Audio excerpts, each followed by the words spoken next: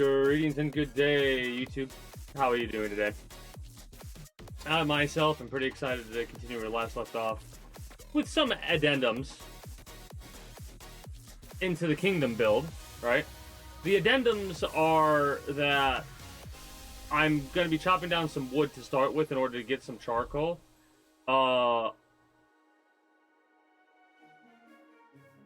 You want to hear something hilarious? I don't know why that's green, but I figured out something I was gonna do. I don't know why I did it, but I thought it was funny and it's gonna stay this way. I named the Alchemy Lab. I named the Alchemy Lab the Pot Shop. For potions. It's the potion shop, see? Does it look the best? No. I should probably, in all honesty, bring the O over a little bit and the T. But for the time being, we're leaving that as is. I also got to work on the staircase. I'll have to show off what I've done so far and what I still need to do. And a couple of other things that I'll talk about. And discoveries that I made off stream and stuff like that. A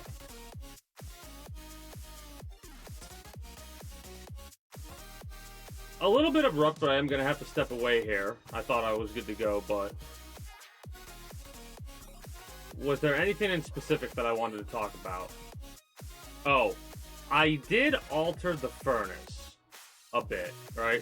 So I wanted to make it more...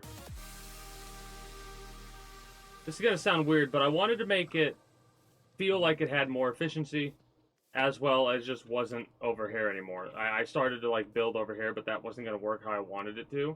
So I was like, screw it, I'll just build it over here. And now... the idea behind it is to have it set up to where, like,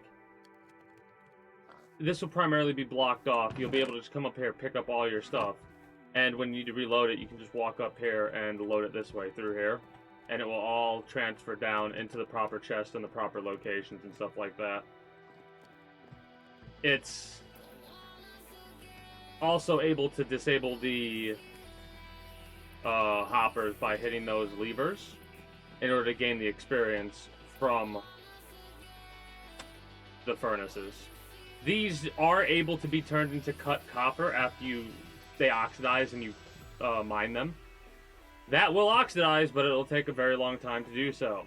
Anyways, like I said earlier, we're going to be cutting down wood today, for the most part, as we BS. We'll start by talking about what I've been playing, what I plan to play next week, and so on and so forth. I will be back momentarily, and I am going to run a couple minutes of ads since nothing else is going to be going on. Be back momentarily.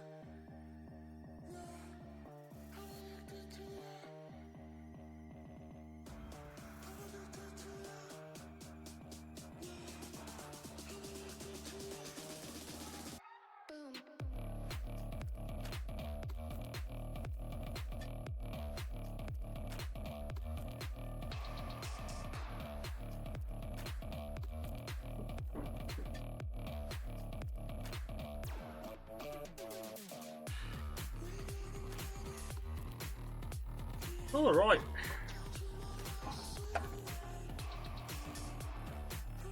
See you again at another time, Nova.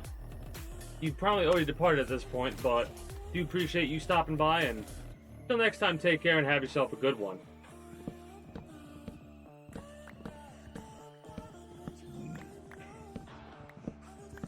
But yeah,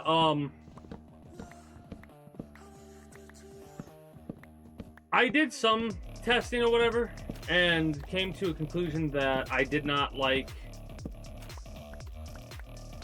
Like, in all honesty, the main reason you would want to use coal blocks over just the basic form of coal is because it's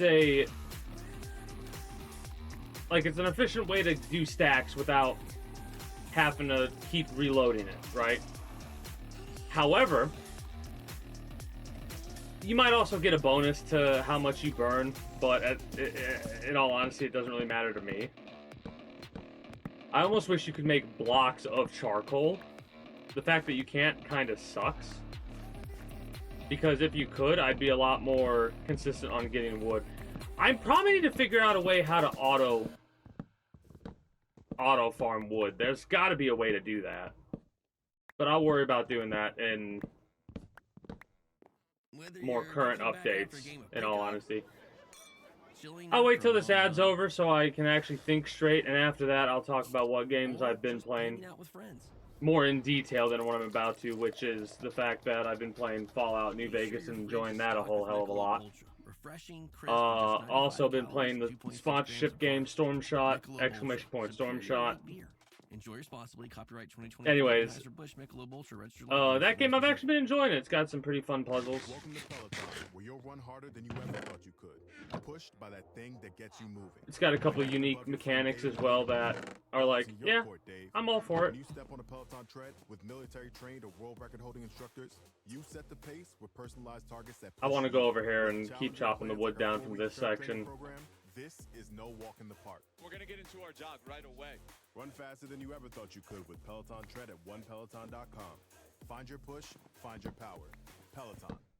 T-Mobile 5G internet keeps getting better. Boost your connection to harder to reach places with Home Internet Plus and get internet right where you want it. But the one type of wood that is most definitely the easiest, at least I view, to farm is dark oak.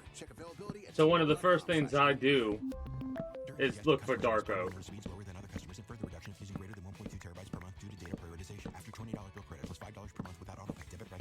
Because you get at least a 4-time multiplier, right? Yeah, it sucks you have to use 4 saplings, but the way it works is you normally get an extra sap. Not always, but you normally get enough saplings to replant.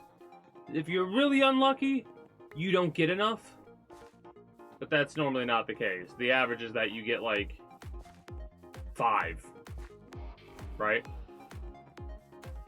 Or something like that. Now, mind you, it's a little bit worse with this because I don't think the leaves are too much bigger. They're quite a bit bigger. I don't think they're 4 times as big, though. That's the only thing. They could be. Because size is a little bit awkward in this game, right? Like, you don't really know how many blocks something is just by looking at it due to how, like, it's perspective and stuff like that, right? Especially when you got big builds in the distance, because you can't tell, like, you can't tell how big... I mean, you kind of can tell how big it's going to be right now, considering I really outlined the castle proper at this point in time. It's also a shame that we can't use these saplings as, like, fuel. Because we will have a...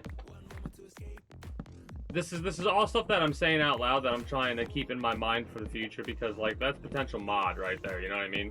A mod to allow saplings as fuel, if it doesn't already, or INI files changes. I'm pretty sure there's, like, you can do that if you really wanted to, but that's changing the base value, and I don't really want to do that. Then again, that's probably what the mod does anyways. Irregardless of my rambling and ranting. Fallout New Vegas. Been enjoying it a lot. It's got a lot of improvements and a lot of quality of life changes from Fallout 3 that just make it that much better.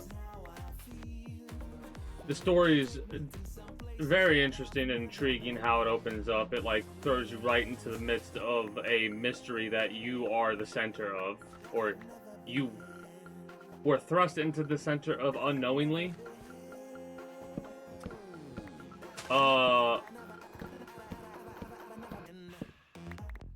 We're playing a character that's still kind of being crafted as we traverse the wasteland of New Vegas, or Nevada, or however you want to word it.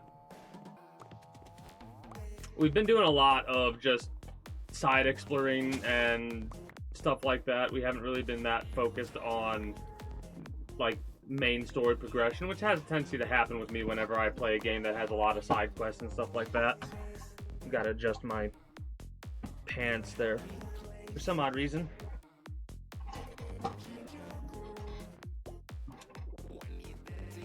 Being a bit awkward, let's just say, for lack of better words to use. So,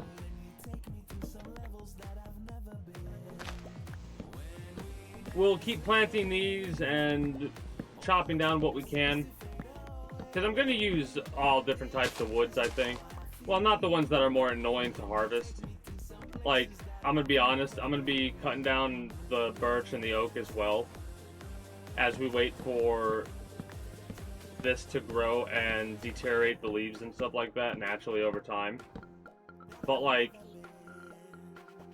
if we get any oak trees or birch trees that are extra large and difficult to cut down, I think we're just going to leave them alone.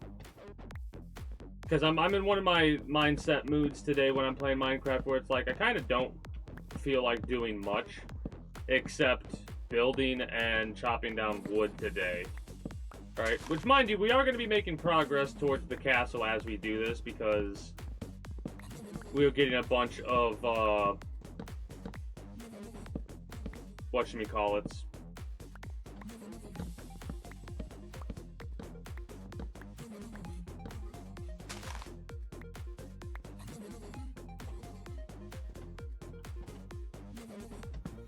Damn it.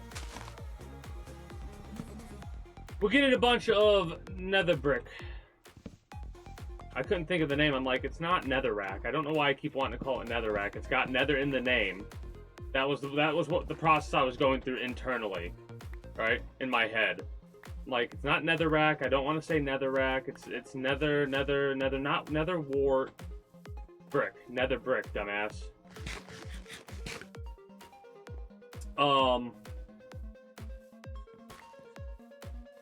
Specifically, the economy is a bit different. Like, they always seem to change the economy with every Fallout, and in this one's no different. It seems like it's a lot easier to make a lot of caps, and there's some things that feel expensive, but if you really break it down, oh, I got a case of the hiccups. Fuck, give me a second. If you really break it down, however, I was telling the hiccups to give me a second, by the way. It's not that hard to get a lot of money. I think what I need to do is stop getting the condition of all the gear that I get up to max before I sell it. I think if I have to, I'll get the condition up, like save weight room and stuff like that. But for the most part, selling it individually might be for the best. But that's one of the reasons why I like Fallout 4 so much. Not even the story, just the mechanics. Because to me, I think mechanics and gameplay is more important than story, personally. Yes, I always appreciate a good story, and my favorite games are games that have both good mechanics and a good story. Alright? Sometimes there's a little bit of a balancing tweak or issue, and a bit of a bias that unbalances those quote-unquote scales in such a way to where it's like, yeah, this is never going to be someone else's favorite game, but because of how the stars aligned for me, that is always going to be my favorite game, kind of a situation, you know? And there are some people that I think are going to have that happen no matter what, because of how unique we are, you know? you are definitely going to come across a situation where, and you do all the time. Perfect example, Dark Souls. There are people that despise those games. They just don't get it. They don't understand. For people that, a lot of that sometimes has to do with never playing the game and sticking through with it, right? Like getting bored of the cycle of dying, never making progress, and like not spending longer than a couple of hours on a boss. Once you get over that idea of I want to play this game like I would play any other game and go into it expecting to get your ass handed to you, and that you're gonna have a moment where you're not gonna have a good time, just accept that. And that's how I thought when I first played Dark Souls. You're not gonna have a good time, just accept it, trudge through the game, and then after you get through the game, be like, yep, nope, I played it, I conquered, I didn't care for it, never again. That's not what happened, however. I bitched like 80% of the time I played through the game, but I enjoyed it so much because of feeling like you're triumphing over that struggle that you experienced. It's a very satisfying feeling, right?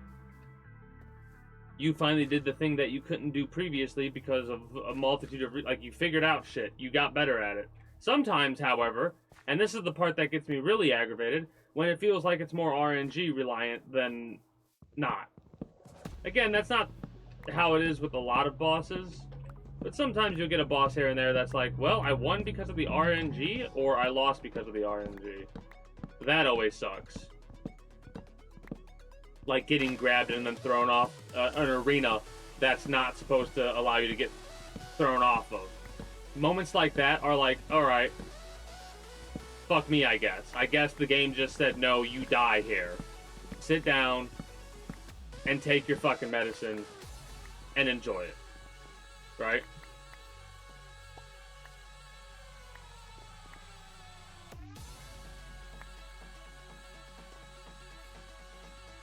You know what's funny? I think my favorite, like, real talk, this is gonna sound so weird, but I'm gonna call these types of games, I guess, simulator type games. Those types of games, they're the types of games that don't really have a story. You make your own story up, you make your own world up, whatever, like Dwarf Fortress, RimWorld, all that. I think are legitimately my favorite types of games to play because of the mechanics and the process, right? However, my favorite games of all time are story-focused games. Like the ones that, like, I could see myself playing once but not multiple times in a row. For the most part. There are some exceptions, of course. I also have to mind those other things, but whatever. Anyways, the size of that chest that I showed off, I think, is about 6, technically. 6 double chests, by the way, is what I'm referring to, because there's a chest that goes down. There's 2 chests, actually, that go down into another 2, which go into a final 1. Again, I'm gonna drop off a lot of these dark oaks, so I'm not coming here for no reason.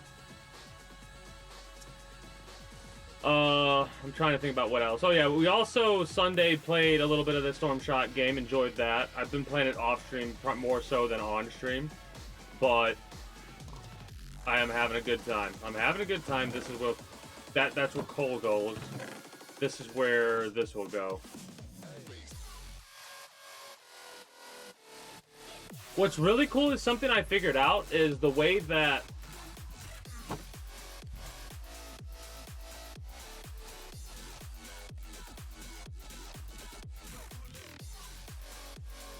there's not, like,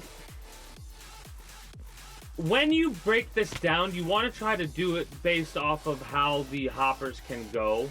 Like, I'm learning as I do this, right? Because I'm learning that if you put hoppers attached to this chest, it'll go down, like, if you put a stack in there, it'll go down by 2 for going down. What I don't know, and I need to test at some point, is if you have hoppers that go down into, like, they don't go down, but they go to the sides. you can't feed them. You can feed them into the chest. Did you know? Dollar Bank checking No, that accounts won't work have like that features because to you'd have to help feed you other from chests fraud. into them. You'll get a text when there's suspicious activity with your card. Plus, you can set up real-time alerts on card activity, card controls, or even turn that card off if you need to. Nice. Thanks for looking. Yeah, that doesn't work like that, unfortunately. I'm trying to think of a way if I could split it off into more than just two, and there's really not, as far as I could tell for the time being. You know what we need? Equal housing lender, member FDIC. We need either canonically or modded extra, like we need bigger size chests. Well, I need that.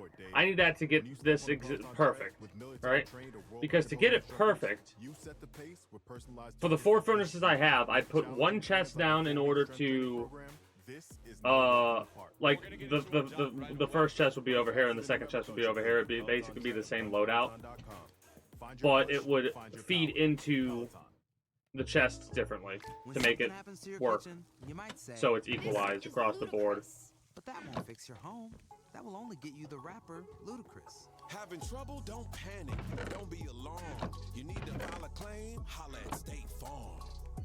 Like a good neighbor, State Farm. But yeah, actually, what it goes into these 4 chests here, so it's 5, not 6. Or what? No, did I say 5? Yeah, it goes in those 4 chests, and those 4 chests go into here. Right? Let me double check to make sure. I know I double checked this multiple times, but alright. Because that goes down. Wait. Oh no, I'm misremembering because those go down to there, which go down another layer. Yeah, they go down another layer. That's what's up. That's what was fucking me up. Because they go down into that right there. Yeah, and that feeds into that, which feeds into that. Which works. I know they can feed into that way, so if we had a chest, and we actually had the hoppers going, like, outward this way, it would feed into a chest over here, I think. But we'd have to have the chest above the hopper to feed into it that way. That wouldn't work how I just said. Basically, we need a flat, like a conveyor belt, is what we need. They need to add that. They add that, that'll really alter how people do auto-sorting and shit like that. It'll make auto-sorting a lot more efficient, I think, as well. Mods do that, I know. I dropped off most of my stuff. I need to go back and continue cutting more wood. I was going to go and continue to build, but I don't want to do that yet. Because when I'm building, I kind of got to focus a little bit, because there is some math involved with the building. Right? Some of it's subtle, like just 1, 2, 3 counting. Other is like, all right, if I'm this many blocks by this many blocks, and I want to kind of get this over here, where do I got to put this centered to get it to work? And I got to make some adjustments. I had to basically, I'll show it off in a minute when I'm done planting this section of the farm. The tree farm. You know what game I need to play? Project Zomboid. That's a game that I need to play. Again, that's one of those games that I was talking about earlier, though, that's on the list of games I have access to, but there's other games that are currently taking priority because I just want to play those games. Right? Because the Fallout franchise is one of the most well-known franchises out there, for one thing. For another, my only experience was Fallout 4, and while I have heard things about other Fallout games, I never really understood it. And I'll say this as someone who recently played through Dead Rising, which is a game that I watched. Very different experiences when you watch something versus when you play it, right? Because, for me, I definitely enjoy watching Dead Rising more than I enjoy playing it. Without a doubt, I can say that with confidence. For me, right? For me. Gotta be specific about that, because I know there are a lot of people out there that enjoy that game. And I love that there are people out there that enjoy that game, because the story of it's actually kind of interesting. The world is kind of interesting, the lore, the interactions with the characters, all that to me is interesting stuff that I'm glad exists. but it's not something that I want to go through the slog of experiencing for myself. Fallout is not a slog for me to go through. Hell, an example of kind of what a slog was to go through was the OG Five Nights at Freddy's games, all the way up to 4, and that, like, all of them kind of made me, like, with how fast movement the camera was and shit like that, it kind of made me feel like, ugh. We watched a little bit of a speed run for those games, but they were all the same quick flashes. Like, it's weird because it's better when I'm in control of the shit like that, but it is insane to me. Only 33, that doesn't make... Okay, there we go. I was about to be like, what? That doesn't make any sense at all, Dark Oak Sapling 64.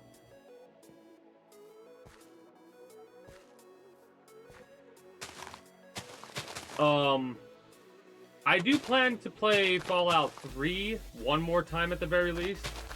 And I do plan to play New Vegas one more time at the very least. For Fallout 3, it's pretty much going to be... Those two playthroughs are going to be very similar in how they play, not in how the story is. But basically what it's going to break down to for me for those games is, hey, in this playthrough, we are a complete psychopath, everybody dies kind of a situation, right? Now, maybe not everybody, I don't want to go full murder hobo, but I want to see what it's like when I am a complete and utter asshole. Like, I'll do quests for people, and then I'll wipe out that group, unless it would prevent me from being able to wipe out that group by doing that quest. Right? And vice versa. Like, I know there's groups that I let live in Fallout 3 that for the next playthrough I'll completely wipe out.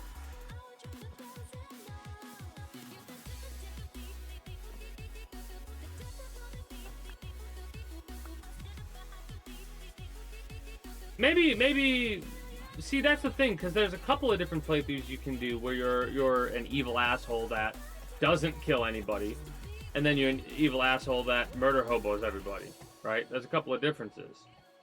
Not sure. However, I wanted to go and show off the staircase a little bit and show off some of the changes that I made to it, and explain why I did some of those changes. And while I'm doing that, well, before I do that, I want to talk about what I plan on playing next, of course. Continuing Fallout New Vegas. After Fallout New Vegas, we're going to be finishing up Metal Gear Solid 4. At least that's the plan for now. After Metal Gear Solid 4, we're going to be moving on to Fallout 4. And we'll probably have games in between and stuff like that as well. Now, as you can see, it's not all the way complete because I still need some more nether brick. But the idea is we're going to have a staircase. I don't know if the staircase is going to be something like this, a bit wider, or if it's going to be more of a pyramid-style thing where there's a staircase that leads, literally, it's going to take a lot if I do that. A staircase from all over leading up to here. It will have a little bit of a fenced-off look to it, just so the villagers don't, you know, get themselves obliterated by their own stupidity and run up the stairs. Then after they run up the stairs, run down the stairs out of their safety zone. Honestly, I don't want them to get anywhere away from the safety zone that I'm classifying them having. Alright? So, I think I extended the staircase off stream. I think that's the big thing that I did. And what I mean by extended, I mean, I think I might have said I was going to double wide it, right? So, for here, the idea that I'm going to do, I think I'm going to fill this whole area in with brick. Right? Because there's nothing else, like, I don't have to. I could try and make something there, like try and put something there to make it look alright, I guess. Or I could fill it in a little bit. Like, keep it hollow, but, like, make sure it's filled in so we're not going to be falling too over the edge. But keep this area down here open like that, like, kind of like that, and then put, like, lanterns and stuff like that along the path to light it up, because it's going to get darker when you close it off, right? Maybe make it look a little bit thicker in certain spots, but it's this is the staircase. This is the staircase, and I absolutely love how it kind of like the way that it spirals. It doesn't spiral in the way that I initially thought I was gonna have it spiral. Like I thought I was gonna do a full spiral.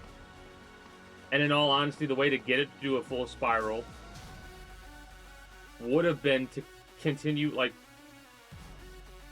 I'm not doing it.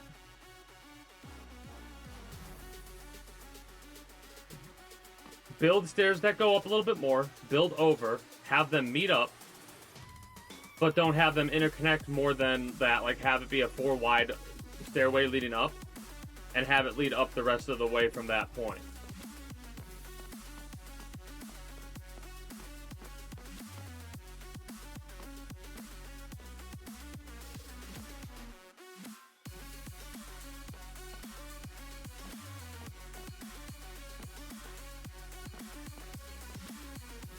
Now that I've said that out loud, I kind of like that more.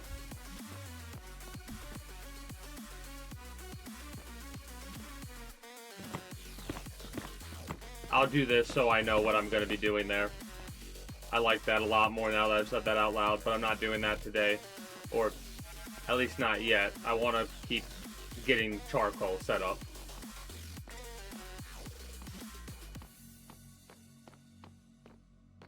Oh, I also want to show off a little bit of what I've been working on when it comes to the dungeon slash tunnel area and system, right? So, I had a thought process I went through to make things a little bit easier on me, that I was going to make a mega lava dropper, right? So we can get an unlimited supply of magma. Excuse me. It was going to be, like, this is where I was going to be putting the stuff that I needed to dig up. But for the time being, we're good. So, the tunnel system, the idea behind it is I'm going to get obsidian, and I'm going to put the obsidian down here. That's going to be a cap. I'm going to put a cap down here. Maybe with an opening over to the sides. Maybe. But the idea is that this whole part down here, in the tunnel is going to be this big, right? The tunnel is going to be this size for this section. Then it's going to taper down. Then it's going to go for a little bit. Then it's going to taper down again to this size, to the 4x4 size we got here.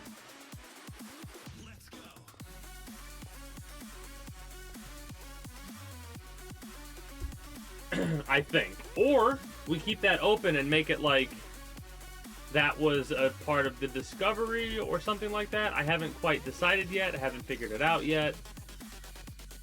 Because of the way that I'm doing the tunnel, maybe we'll make it to where there's a minecart. Maybe we'll make it 3 wide when we taper it down. And it would have to be 4 wide. It would have to be 4 wide. And then we'd have, like, on one of the sides, we'd have a minecart. But anyways, the idea is that it comes out into this area here, which is where the spiral staircase is. That's going to be obsidian, leading into a connection up here to the castle, right? That's my plan anyways. This staircase is going to spiral a bit more up so that we could actually connect to this plateau that I made. For the time being, I'm just going to do something like this.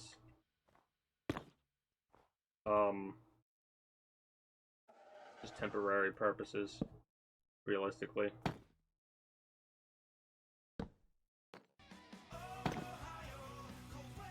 Come on.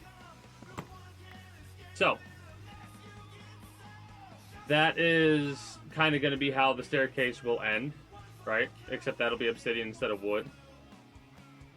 It will eat into this mountain a little bit, just a little bit, and we'll be on this plateau proper. Protect yourself, Ohio. Get your shots for COVID and flu today. I'll try and figure out what I'm gonna be doing for like a back entrance for the castle, right? Are you starting a business? I know I want to have a tunnel connecting this part of the castle to the wall, like it's gonna connect there to the barracks, right?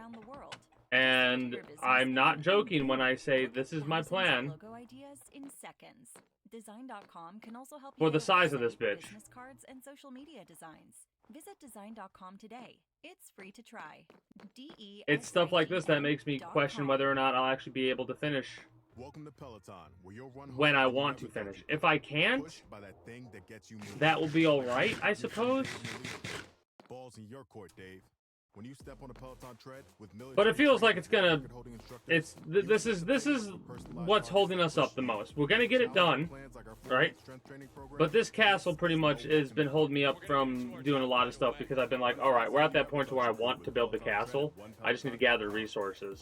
I've done other stuff that has been important to finishing the kingdom as well, but not nearly as important as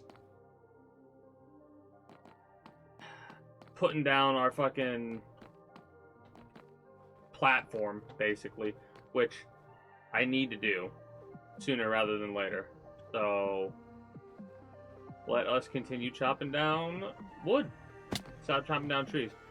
So unfortunately, these cut copper bricks right here, they're something that I'm gonna have to deal with. It's a little bit inefficient, but luckily, I didn't turn that many of my copper parts into cut copper, so we can turn the copper plates, or whatever they're called, into oxidized copper, and then turn that into oxidized cut copper.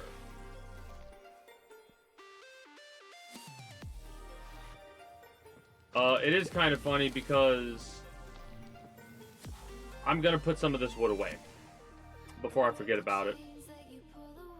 That, and we are gonna rest because it's 2 minutes, 2.5 minutes out, I'll say, from nighttime, and I don't want to be trying to cut down wood at night. Haven't done any like big organization things yet.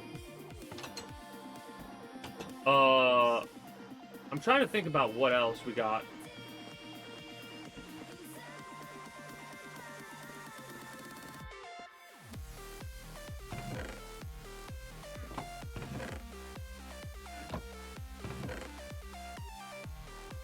Like, I see shit like this, and I'm like, this is dark oak. It makes me... Okay, hold on.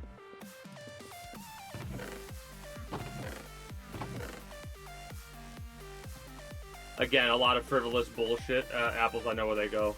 A lot of frivolous bullshit that I don't really have to put anywhere else for the time being. So I'll do that in order to make room for the dark oak, because of the wood that I have access to. Wood that I'm willing to turn into planks, into charcoal, is kind of few and far between, right? However, I will say any non-stack stacks will get stored when I chop down wood in the future. Mind you, I'm only doing this to try to make sure I have enough fuel. And I'm gonna have to do this a couple of times in the future, unless I can figure out a way how to automate using redstone and shit like that to chop down trees. There probably is a way just to use a couple of pistons or something like that, and boom, you could probably pop a whole tree.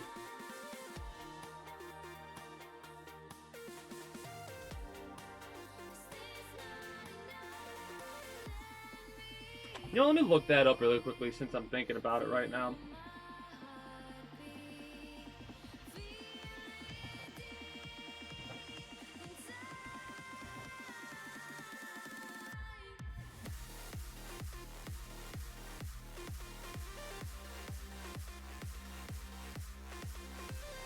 Wow, it actually works kind of a little bit. Hold on. Hello. 20-minute build. I'm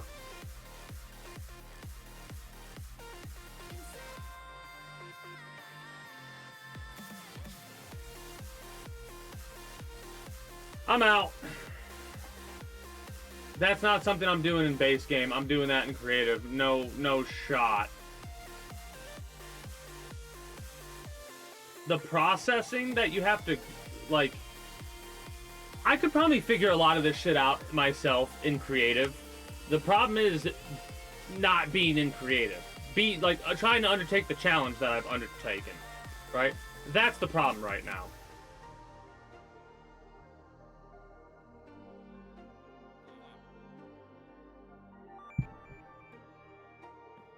Like, I would love to get that set up in order to make it easier on me. And yes, it's going to take longer technically to cut the trees down by hand. But I just don't feel like spending 20 minutes right now doing a build. No, I'm just not doing it. Not doing it right now. I'd rather manually cut down those trees 1,000 times right now. I will say in the future, though, I'm not going to do that. In the future, I'm going to be like, you know what? We have the resources. Fuck it. Well, mind you, in the future, I'll be able to go in and out of fucking creative mode. And I will be going in and out of creative mode in order to deal with shit like that. You know? Like auto farms for the trees and shit like that. I'll go in and out to just set that up because it's more of a convenient thing. Because this is basically my, hey, I'm allowed to use creative mode whenever I want now. Playthrough is what this is, basically. Because I don't care what the situation is in the future, I'm going to use this as an excuse as to why I haven't. Also, you could make quartz bricks. And if I was in creative mode, we would make a quartz castle. But that's for another build. This build, we're going to make it out of something that's a lot more plentiful, but more time-consuming to deal with.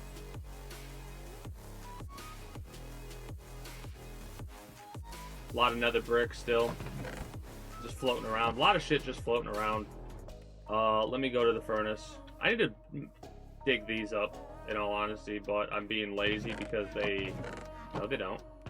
They don't. I'm being lazy because those have shit?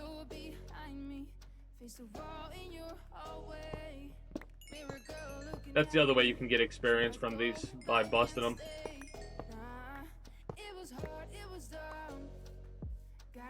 So let me experiment with something really fast. I need to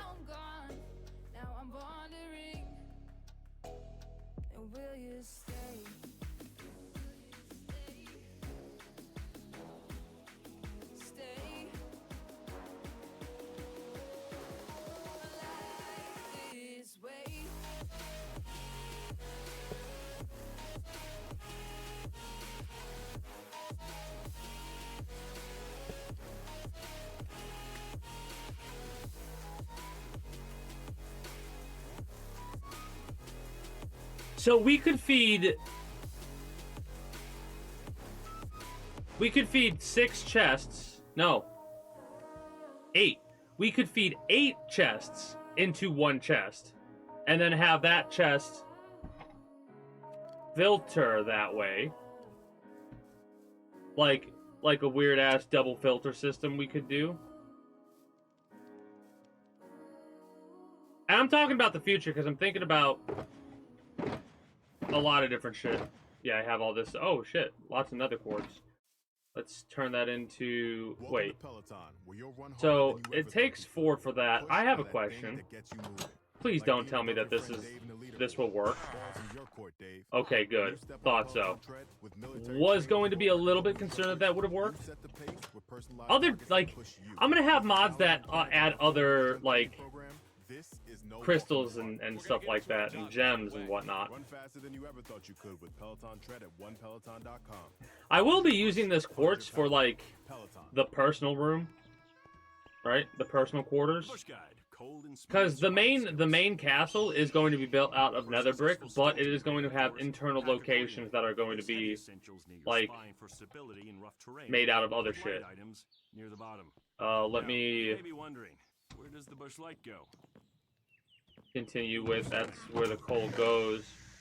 This is where all of the wood goes. Copyright 2024, Anheuser-Busch. Busch Light Beer, St. That Louis, goes Missouri. into these two furnaces here.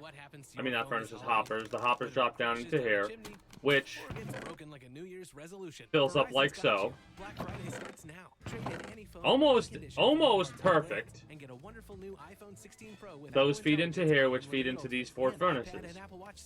Those 4 furnaces are fueled by these chests, which work exactly how, like when they empty out, they fill them up as they empty out.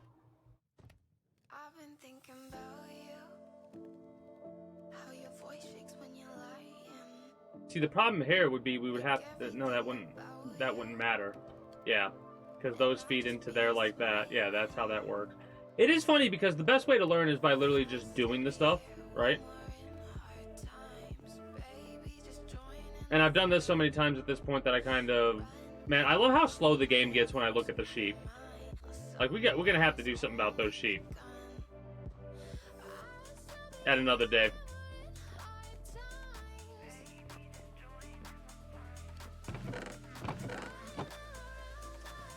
This, I will tell you though, this is the thing that has gotten me into automation. Because if I had more time, I was in creative mode, I would definitely make this little area look a lot different. But because I'm not in creative mode, I'm not going to spend the time to do that because of how much longer it takes when you're not in creative mode, right? Because my plan was to try to make this look like nothing but a chest you could collect from. Right? Can't really do that. I mean, you can make it look pretty close if I put the boards up here and like you board off this. It looks pretty close. It looks like a little like warehouse type thing, right? Now, what's really funny is thinking about it. That'd be a hell of a way to like have an assortment of gear. Now, don't worry if this gets filled up. I learned this back from the AFK mine. If that gets filled up, we'll be good. Actually, I'll show off the AFK fish farm that I set up, where I kind of started to learn a little bit more about how hoppers work properly.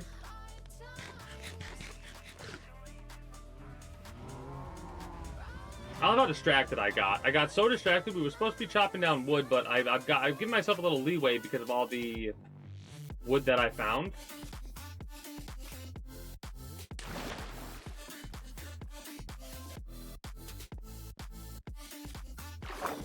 That spooked me for a second. I was like, holy shit, what the fuck is that? It's a glowing octopus. Nothing to be worried about.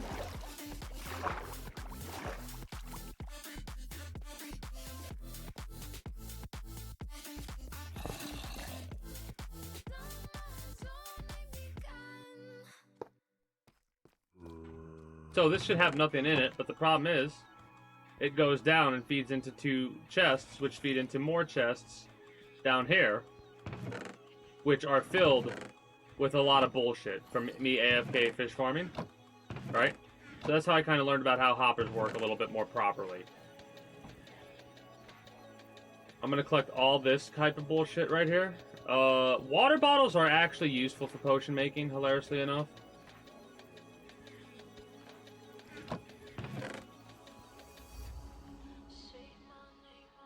So all that we're getting, like I'm pulling out, is all aquacraft shit. Well, so are all these different fish types. But I'm pulling out the aquacraft shit to show off what, like, these are the only loot we can get, the boxes. You have to right-click on them, and you receive, like, frivolous loot, like a furnace, wheat seeds, carrots, right? The silver, you get better rewards from that.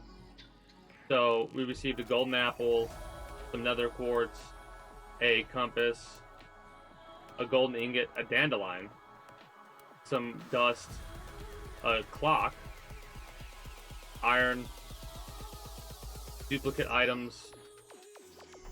Yeah, we're getting duplicate items there. So basically that's like the loot pool there. And then this, you get like emeralds, diamonds, stuff like that from those types of blocks. And this is the really cool part.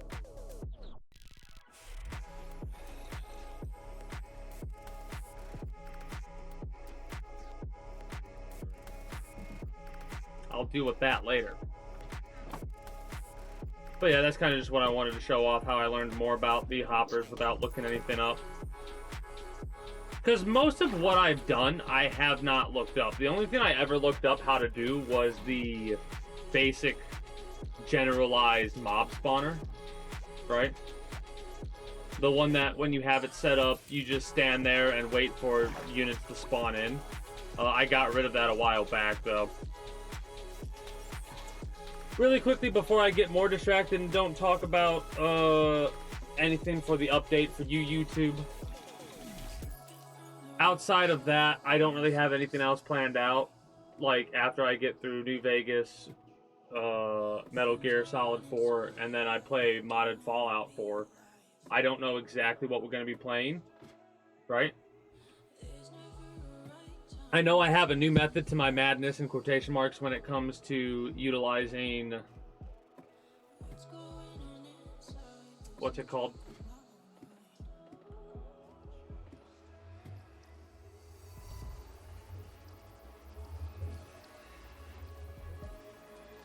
Utilizing some of the shit. I'm just going to change subject because I don't know exactly what I was going to say, but I know I've changed my mindset on how I'm going to be doing games like this that have creative modes in the future for sure. Because while this is all fine and dandy, a creative mode right about now would be real nice. Again, I'm going to be stubborn and stick it out like I wanted to. Let me get some... Do I have a chest over here? Did I put a chest over here? No, I did not.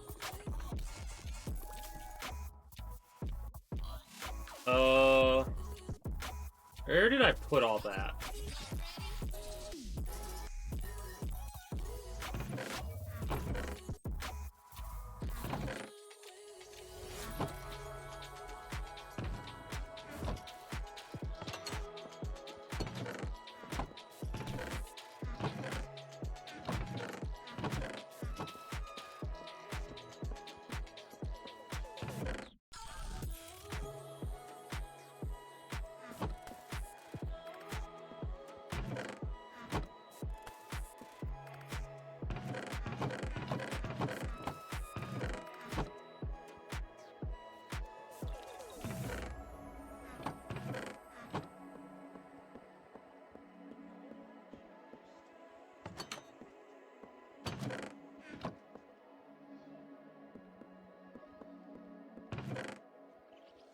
Hmm.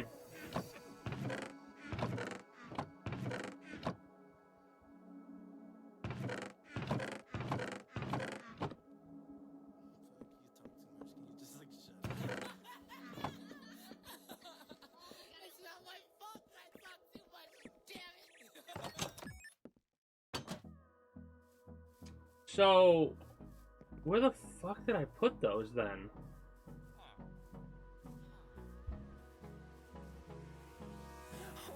I had like 2 stacks of buckets.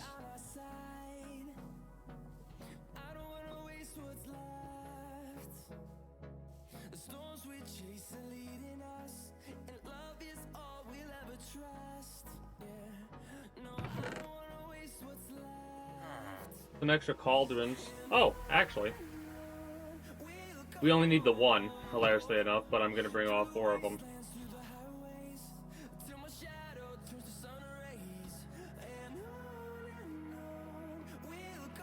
We can't do much with this because we don't have the thing. Right? I was going to use a hopper, but I don't think that'll work. That'd be pretty neat if it did.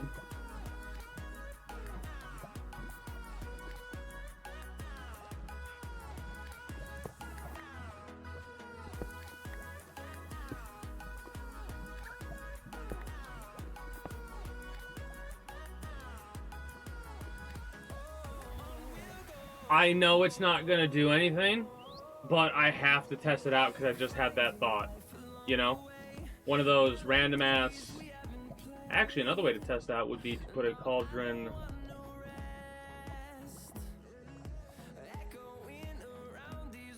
I'm literally just doing this in order to make this work just a bit better. Like, without having to do too much.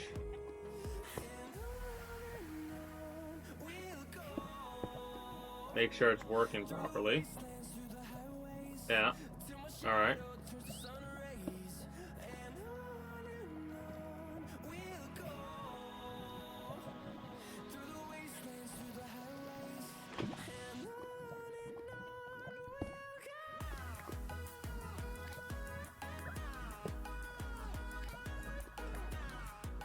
So I'm testing this a couple of different ways.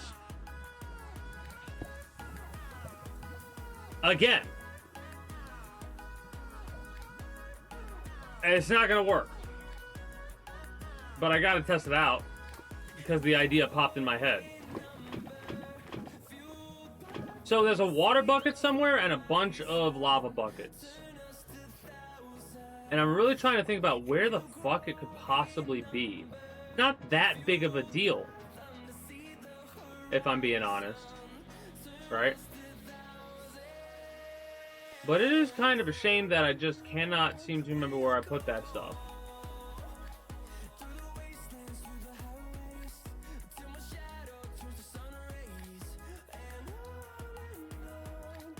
The only place I could really think to be, it would be somewhere down here because of the fact that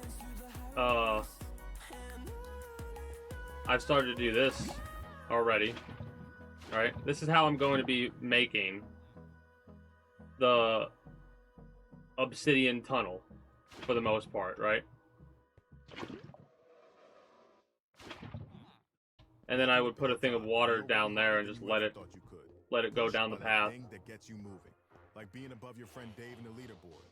So when you step on a Peloton tread with military, where did I put it? You set the pace with personalized targets that push you. I'm gonna not worry about it, and I'll either find it later or I won't, and I'll have to make more. This is no walk in the park. We're gonna get into our jog right away. Run fast. And at that point, if I have to do that, oh well. OnePeloton.com. Find your push, find your power. Peloton.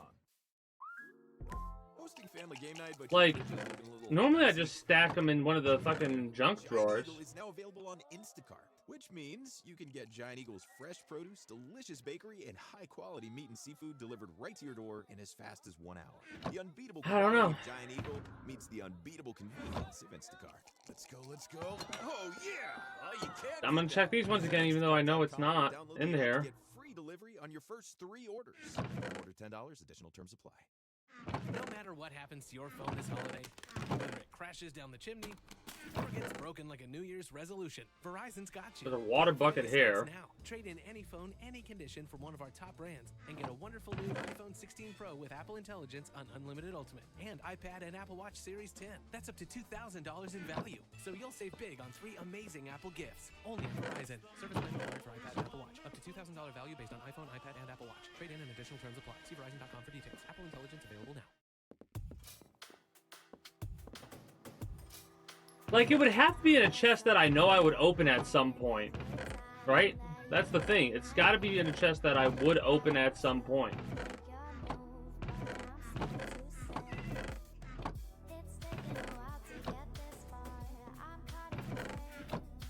I haven't really opened any of those, so I'm taking inventory right now. Bear with me for a moment. Yeah, we got a lot of obsidian there I could use for building some of the more annoying shit.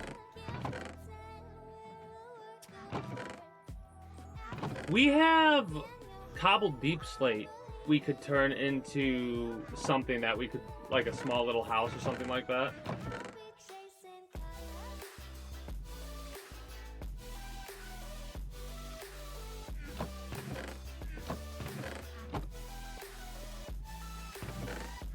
Yeah.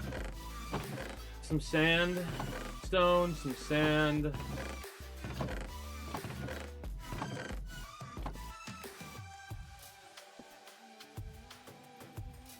Oh, whatever. Chop down some more trees. Worry about that later, I guess.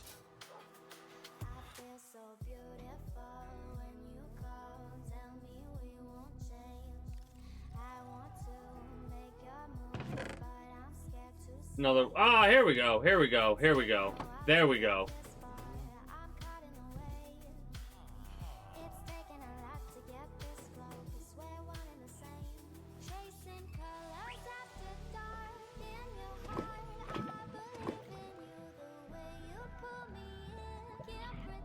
Again, weird experiments I'm doing, but why not? It'll teach me now.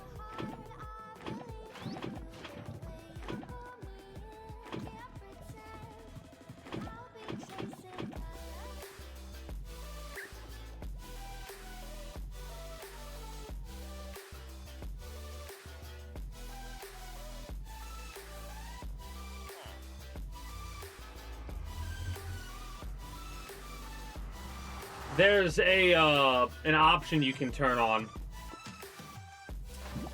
Unfortunately, it's like normally turned off, and it's an option that will allow lava blocks to create source like water does.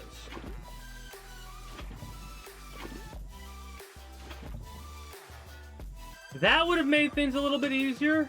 But if I'm going to do something like that, I might as well say screw it and just go creative mode at that point, you know?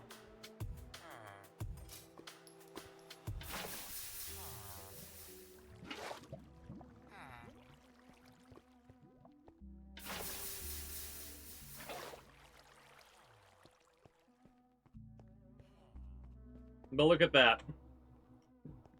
This is how easy it is going to be to put up the floor. The ceiling's going to be a little bit... No, it's going to be the same, basically. What I'm going to do is I'm going to expand this extra... Like, I'm going to expand it one more. And then I'll just... Well, two more, I think, actually. And then I'll have a... No, probably just one more. And then I'll just build the wall up. The ceiling will be the toughest part if I do it that way. So we'll just use what we have, obsidian, that we've mined. And do the roof that way with the obsidian across this tunnel. Now, mind you, that's just a looky-loo at what it's going to be like for any type of the obsidian traversal shit, because I do want there to be... I kind of want there to only be one way to the portal, and I want it to be through the obsidian tunnel.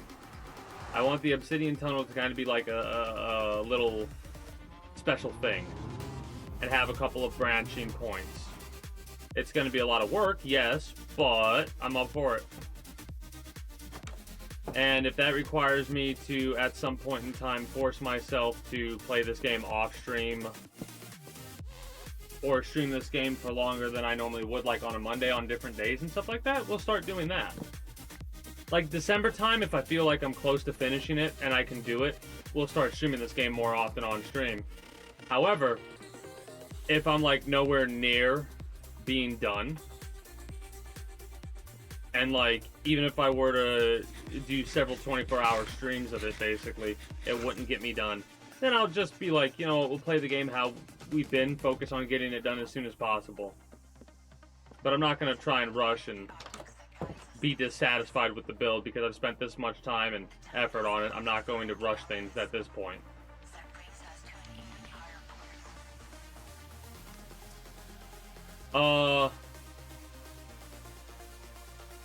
Sheep gotta die. I said I was gonna do it later, but some of the sheep got to die. Hopefully we don't kill, like, we extinct any, but I've gone too deeply and greedily with it. We should be fine. There's so many sheep here.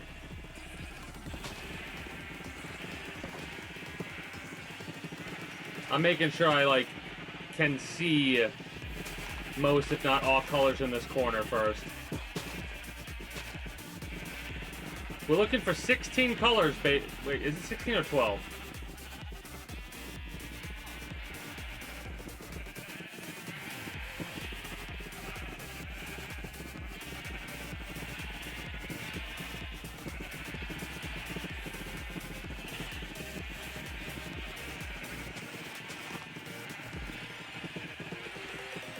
Okay, so this half of the sheep.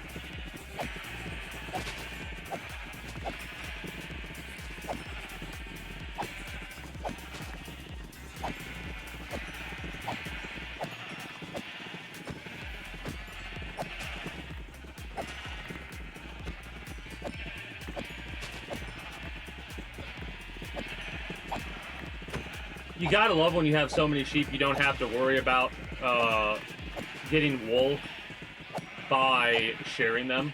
You can just wipe them out and you still have more than enough sheep to work with.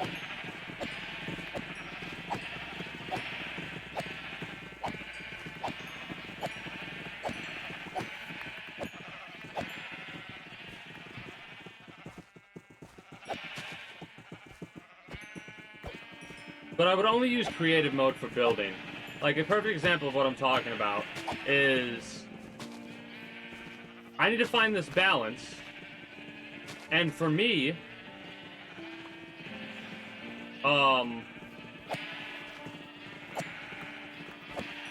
fully creative mode it feels too much like cheating, and no creative mode feels a bit rough, basically. So, like, for 7 Days to Die, I've decided that I'm going to go back and forth, where I'm going to start off with doing creative mode to build some stuff, maybe experiment with some electronics or whatever there is to be experimented with. Wow, there's really that much meat laying around? Holy shit. I'm going to turn this water bucket into a regular bucket just for the time being to make room and get more mutton, because I don't feel like wasting any of this. Might as well. We still got a lot of sheep to take out. So you know what? We're going to drop off our buckets. We're going to put them exactly where we got them from. Actually, we're going to put them where they go. I need to start doing that because I have the chests for a reason. I need to keep things organized. We also got to get rid of some of those cows, too. Because, like, I might be able to play a game at 30 FPS easy, but I do notice it's a bit, slower in quotation marks. Right? It feels slower anyways. So I can actually see noticeable frame drop whenever I look over there. And the animals are in render range. So we gotta wipe out some of the animals, unfortunately. Happens sometimes, though. I get a little bit too crazy with what I'm doing, and then all of a sudden we have a excessive amount of mutton. Not that that's bad.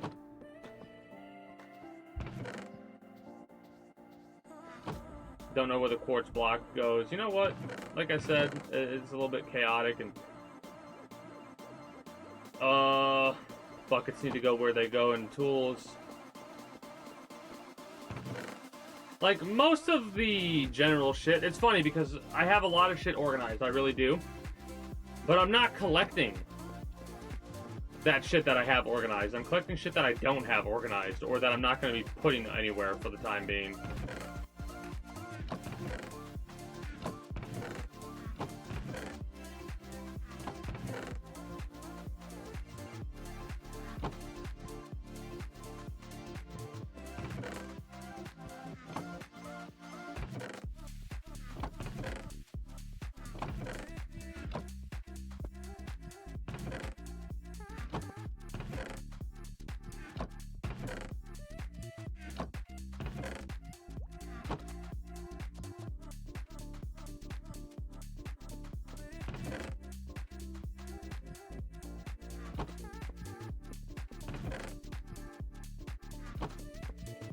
I missed a golden apple in a bucket.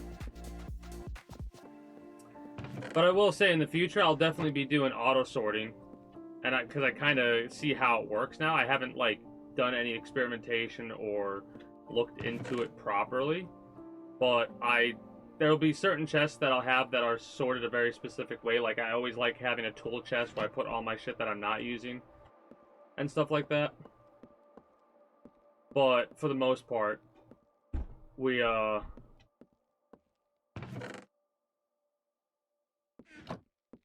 gonna go with what I said. Auto sorting.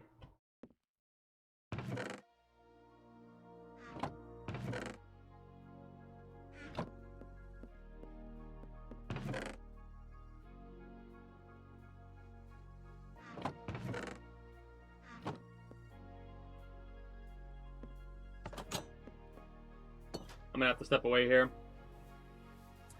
Gonna run a couple minutes of ads since nothing else is gonna be going on while I'm stepped away. When I return, we're going to deal with the cows, go chop down some more wood. Oh, deal with the cows, deal with the sheep, then go chop down some more wood. I will be back momentarily.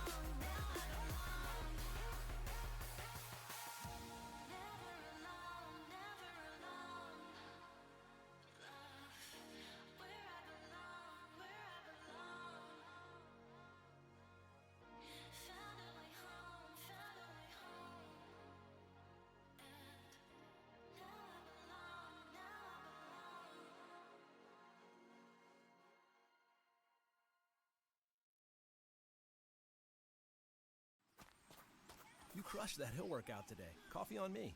Thanks. Never mind. Left my wallet at home again. Did you know, with a Dollar Bank checking account, you can pay with your phone? You're kidding. Nope. You can add your card to your mobile device in minutes to make purchases, so you don't have to carry a wallet. I owe you one. You can do what you need at Dollar Bank.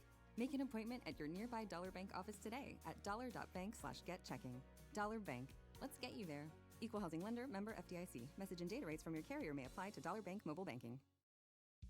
Time to move? Skip the hassles of selling during the holiday season and sell your home directly to Open Door. Request an all-cash offer in minutes, close, and get paid in days. You can even pick your close date so you can move after New Year's. Start your move at opendoor.com or download the Open Door app. Open Door is represented by Open Door Brokerage Inc., license 02061130 in California, and Open Door Brokerage LLC in its other markets. Terms and conditions apply. All right. Do-do-do. Hosting family game night, but your fridge is looking a little dicey? And then we'll, like I said, deal with the sheep. Damn it, cows!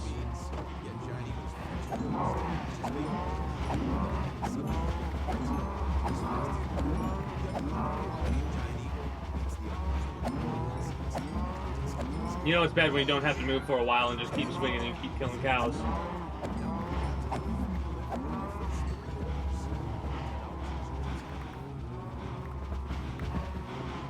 We're dealing with it, game.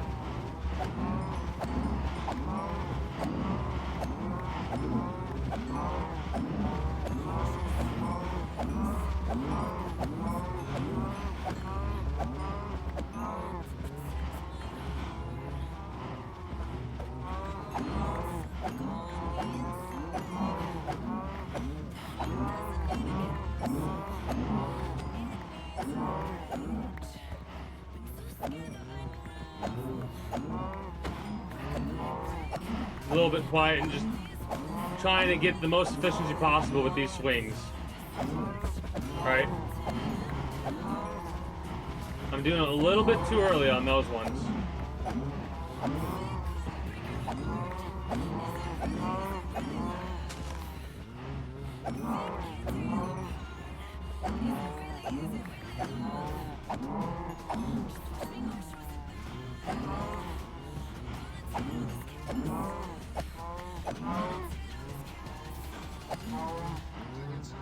Yeah, it takes a while to get it back down. Like, once we reduce the numbers to a more manageable level, it takes a while to get back up. But I'm not... all I need is 2, and we're good to go.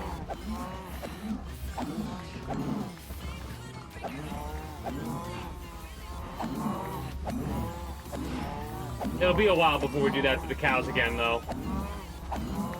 We're gonna call them here and now, and then we'll feed the pigs once or twice more and then call them. And again, we probably should call some pigs because it looks like we're getting some slowdown still. And we've killed so many cows.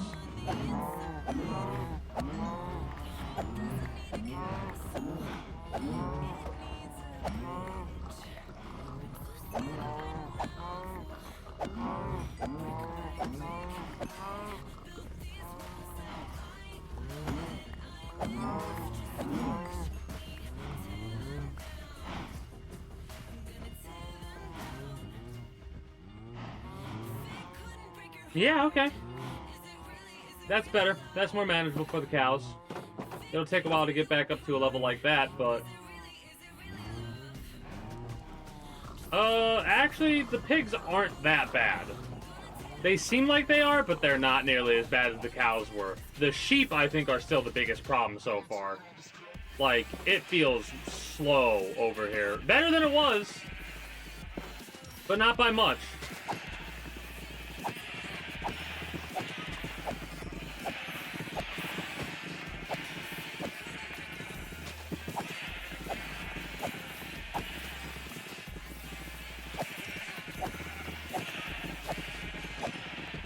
The only thing I could possibly want from these is carpet.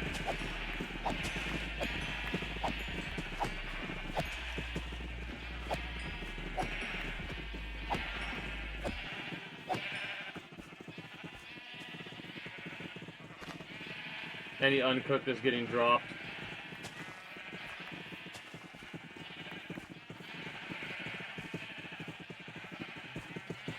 couple more sheep we gotta take out. It's still just a bit rough. And it's really not that bad either, because worst case scenario, as long as we... I think there's a chance we can get a basic sheep irregardless of... Maybe I'm wrong. Because I think there are ways to get mixed colored sheep, and there are ways to get base colored sheep, and I said screw it and just put them all together. Because I just didn't care. And I still don't.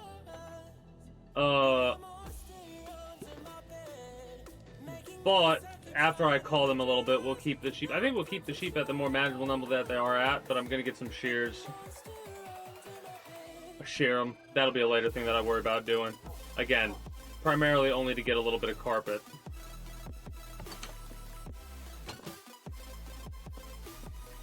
And a nice little stockpile of meat.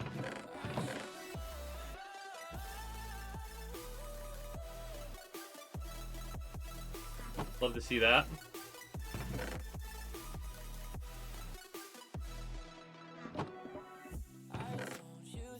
Love to see that. So, mutton and steak we got. Now we need just pork, chicken, and whatever other animal meats there are. You know what's funny? Mods I'm thinking about getting in the future are mods like you can take a bucket of milk from a cow and process it and get bottles of milk. I kind of like that idea, like process it to get bottles of milk like they're potions. And they'll have the same effect. They'll get but you'll be like one bucket for a couple bottles of milk or something like that. Is I'm thinking if that's what they could do for it. Sheep. We still want to kill sheep. I have 63 levels of experience. Let's go. Don't know if that's the highest I've ever gotten on this stream. Yeah, still got him.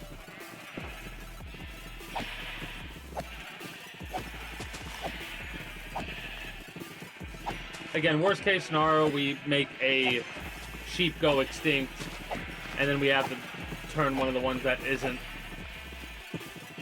into the proper sheep, you know?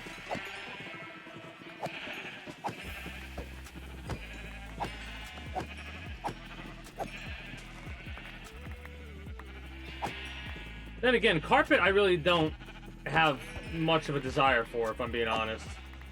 So, like, if I ever use carpet, it'll be probably few and far between.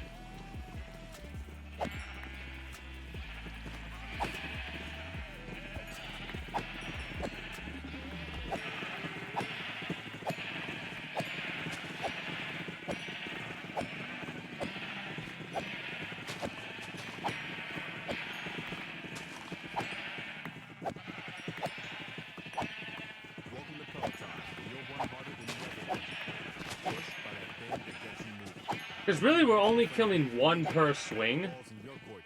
Occasionally, we'll get a second one if it hasn't really moved out of the way, but primarily, it's only been one per swing. And yeah, we've been getting a lot of stuff for it, but we haven't been killing nearly as many as I've been thinking.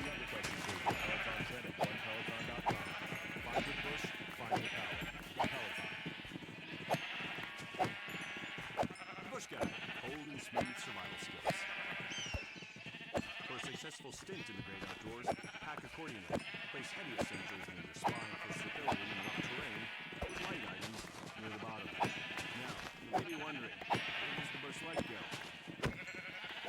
In your stomach. Head for the mountains. Enjoy responsibly. I may have gone a bit overboard with the sheep now that I'm doing this culling process. Like, bit overboard with the sheep.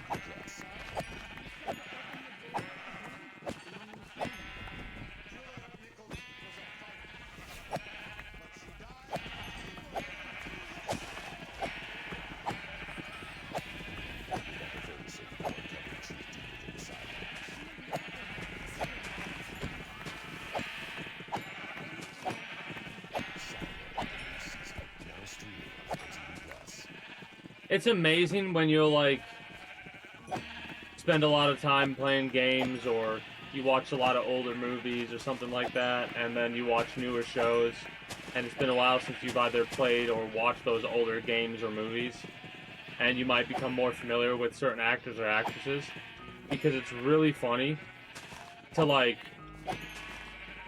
a show, a movie, what have you, to recognize people and be like, holy shit, they've been doing this a lot longer than you realize, right? Like, there are some voice actors from games I'll take notice of, or try to if I recognize their voice. Now, mind you, it's easier to recognize their voice the more well-known they become, of course. Okay, so this is better. This is the amount of sustainable sheep, to an extent.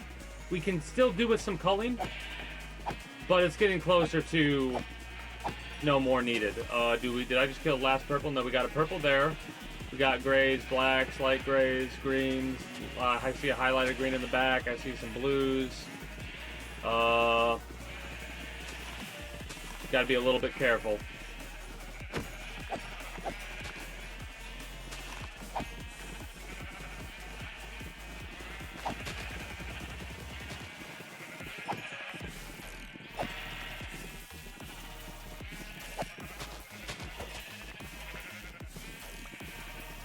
What if I just use a dot? I mean, this doesn't have the looting.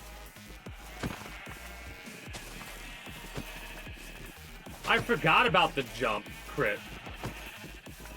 Also, I think it's not giving me a sweep when I do that.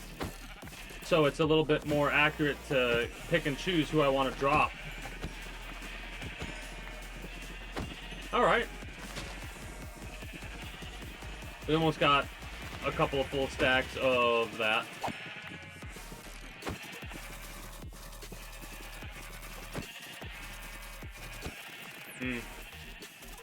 There's a couple more. We've really run low on purple, but there's like 5 more I'm noticing. There's a lot of pink. A lot of pink. Needs to cull some of these. Maybe some more blue.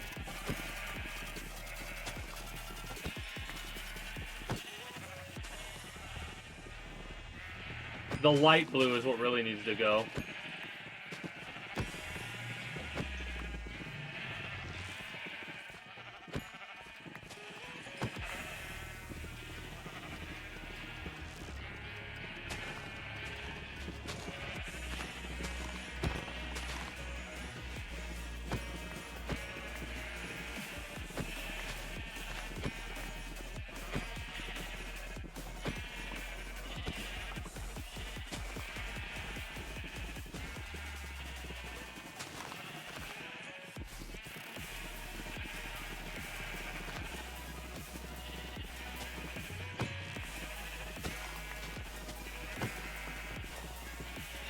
I'm not getting exact amounts, right?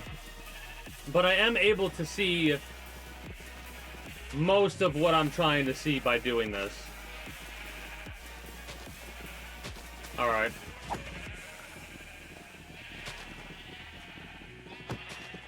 Unintentional, but whatever, it works, that's fine. Alright.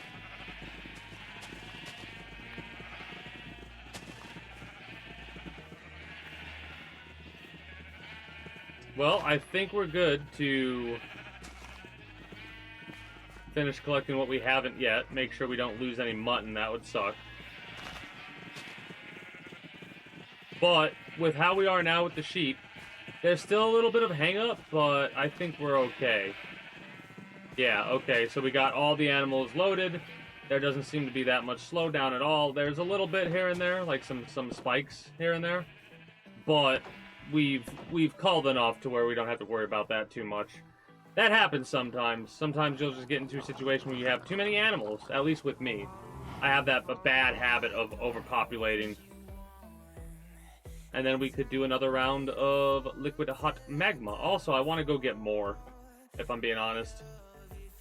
Like, I want to have armada of resource things there in order to get as much as possible. Now, mutton, we have a lot more of than I thought we would. but that's perfectly fine.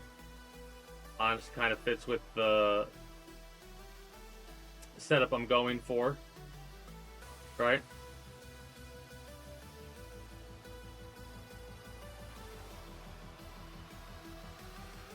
No, it would have to be more like this. Hold on. I messed up a little bit there. Because what I wanted to do is I wanted to be like that.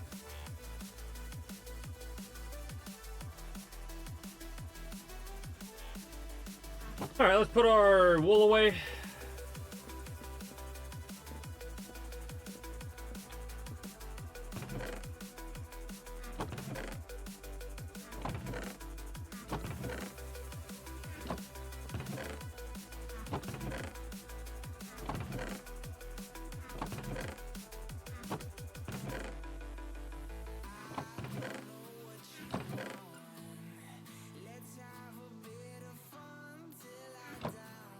Good to know I put that there. Good to know I put that there.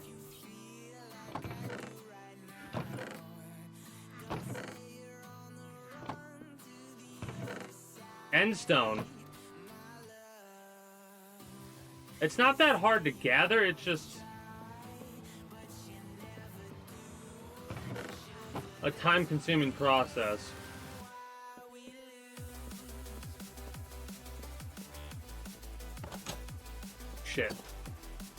Shit spawned in. Alright. So, as you've seen, what I showed you might not think it took long, but without creative mode and figuring out how to make things work, it took a lot longer than I thought, and it's still not technically all the way done there.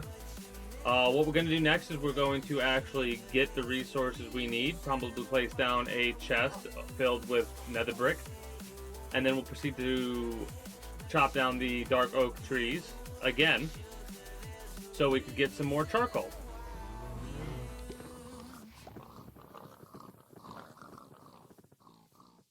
Because all I've done is basically make a 4 times efficiency furnace, right?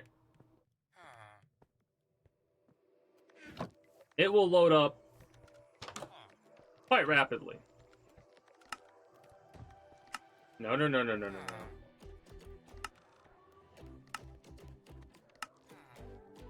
But this makes my whole shindig a little bit easier to manage.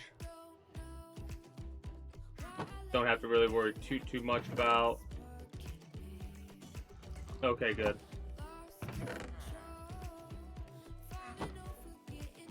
Running out another brick, especially considering how much I think I still have stockpiled and how much more I can stockpile. But I want to lay low on putting more nether brick in the furnace because we want to make sure we get charcoal. I'll just do this for the time being. That I will not forget about. But yeah, you can see that that's filled up. We have a lot of coal still,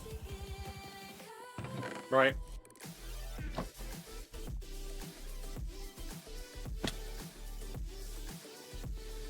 The thing is, I want to have it filled up to the point where this is starting to fill up. That large chest doesn't matter. The one in the back, though, does. So any coal goes up there, doesn't matter. Any charcoal goes up there, doesn't matter. We did all that, so let's go do what I said and chop down some more wood. It's funny because jungle, okay, for how annoying it is to harvest the wood, from my perspective, it honestly goes kind of like how I've shown. The easiest wood for me to harvest at this point in time, with this update we're on 1.19, is dark oak. Hilariously enough, if we had bamboo, bamboo would be the easiest wood to harvest. Oak and spruce, oak and birch are equal with their annoyance. and they have a chance to be more annoying to harvest than anything else outside of mangrove. Jungle is relatively simplistic, right? Honestly, I might consider jungle a bit easier than oak or birch, if not for how you have to kind of build up sometimes to get to all the jungle trees. Spruce can be annoying, but not as annoying as jungle. Acacia is pretty rough. Not nearly as bad in mangrove. Mangrove so far is the worst wood to try and collect a mass amount of. It's one of the only reasons why why I did what I did here with the wood, because I wanted to make it look, I wanted to try to save up while also making it look pretty good. Now mind you, that kind of defeats the purpose of having the mangrove blocks, like the logs, like I do. But I really like this, how it looks. You can tell. Oh, I got a case of the hiccups. Come on, man. What is up with that?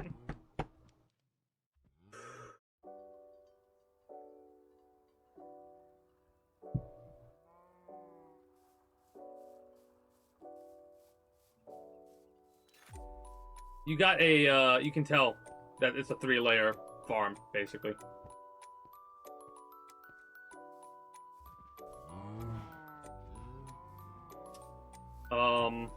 Cutting down more dark oak. I was getting distracted there. Also, I think after we cut down the dark oak, what I'll do is I'll start harvesting the cut copper. Anything that's green and oxidized is getting picked up.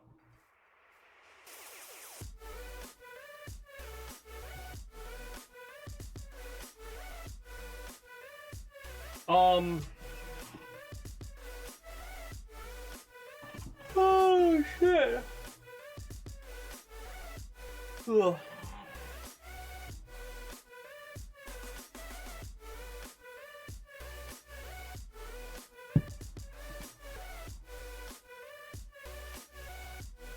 Yeah, pretty much. I don't really have that much planned out for games. It's because it's kind of funny thinking about it. When I first started going through Red Dead Redemption and Fallout, I had a lot of an easier way to plan stuff out because I was just going back and forth between the Red Dead or Western games and Fallout, right? But now that I'm done with the Red Dead series and I don't really have that many Fallout games, we're getting close to finishing with Metal Gear Solid for this year, even though it might feed into next year. Last time I played it was 2 years ago, so next time I play those games, I'll have to start skipping cutscenes, I think, which is going to feel weird because I rarely, if ever, do that with those games. And I won't be doing it when I play any of the remakes. But since I've done a clean playthrough, I've done a spoiler playthrough, and I've played those games as much as I have, if I play them in the future, I'm probably going to rip through them. The OG games is what I'm referring to.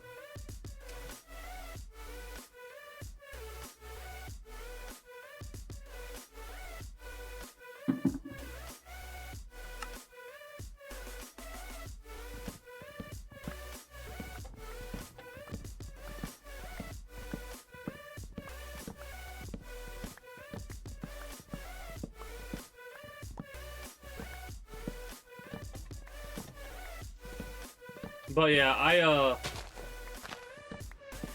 I've really enjoyed this playthrough and this build, don't get me wrong, but it has taught me a lot about doing this in the future and how long it will take for me before I get tired of doing a certain specific thing, right? Like, going through the process that I've gone through, I feel has given me the level up, if you will. I've gotten a perk point where now it says, alright, in the future for building games, if you have a creative mode, use it. Because there are some games where it's so much easier to build in, like Terraria. It's so much easier to build in Terraria. Dwarf Fortress, it's a time-consuming process, but easy to build. Especially if you, like, use wood and have a lot of wood on stock. One of the, I basically play a lot of Dwarf Fortress now in creative mode, which is basically I do world gen, and I max out embark points Because for me, I've started with the basic embarkments so many times. Hell, I've even done some challenge runs where I've done fortresses without embark, like just the basics of the basics to make sure you get started. A pickaxe. Because what the idea is when you go with low points is you want to save as many points as possible for the really useful shit. So what you do is you don't take any axes with you because you can make training axes that can be used to chop down trees. You bring an anvil, a couple of seeds, a little bit of drinkage, and a couple of other things to like set up infrastructure and whatnot, and set up self-sustainment. And you can pretty much get like once you know how to set up stuff, it's pretty difficult to get obliterated unless you like get really unlucky, right? Mind you, it's been so long since I've played that I'd probably be less experienced, but I still do all of my Dwarf Fortress embarks with max points. Because I like doing big builds, and I like using the same resource, so I have this tendency to like pick the same stone or pick the same wood. It takes longer to build in stone, for sure. What I think I'm going to do the next time I actually play Dwarf Fortress is do what I said with the embarkment. Like, I'll always do that. But I think I'll primarily focus on bringing the same type of wood and build, like, an initial village, which I never really do successfully. Build an initial village with all the workshops in separate little, like, stores.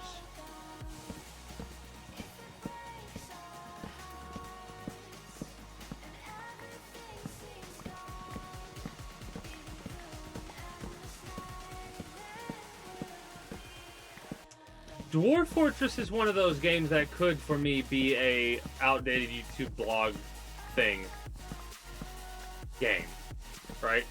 Because realistically, there's no storyline. You're not really doing much. Like, yeah, you kind of got to pay a little bit of attention, but for the most part, when I'm playing Dwarf Fortress, I'm just like going through the motions.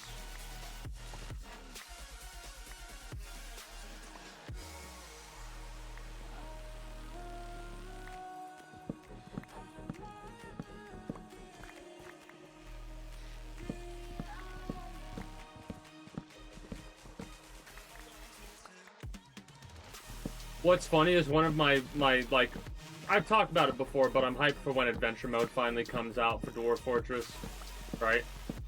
Because when Dwarf Fortress Adventure Mode comes out, you're going to have a lot of new mods that are going to be catered to Adventure Mode, right?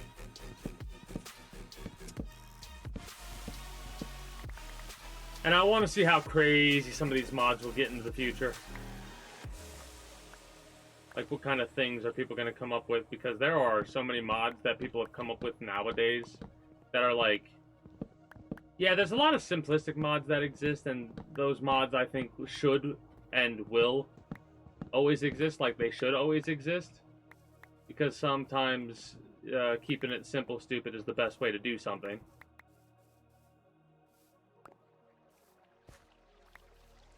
He says, well, looking at the massive fuck-off castle he's going to be building over the next couple of months, off-stream and on, to try and get it done before the end of this year. Well, technically before the end of this year. Again, it doesn't matter if we do get it finished before the end or if we don't.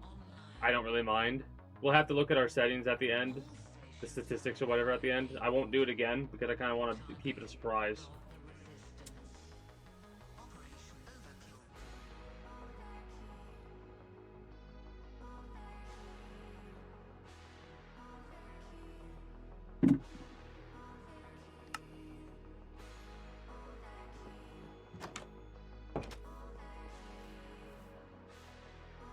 Again, we're going to harvest and then plant.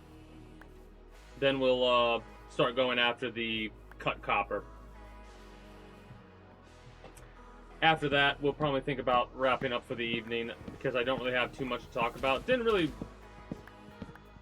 have much going on. We did have a couple of jobs I had to go on, but those were like... I consider these jobs the most common types of jobs, because you go there, you check some stuff. Prep unit, like sometimes there'll be some units that we've worked on in the past that we've had to fill up that have such a slow leak that it's impossible to find the leak, and it's too expensive. Well, it's too expensive for the individual who owns the piece of equipment to replace the piece of equipment or get it fixed. It's not too expensive, and it just doesn't make sense to fix a piece of equipment that only has to get a slight top-up of refrigerant every 6 months, right? That's something that unfortunately happens, but it's such a slow leak that and the gas in refrigerant systems does not dissipate. I do know that for sure. So if ever you have a situation where refrigerant's like low, it's got to leak somewhere, no doubt about it. The only downside is you can't really find out where that leak is if it is taking several months. Like, even if it's taken a month, the leak is so slow, like, small.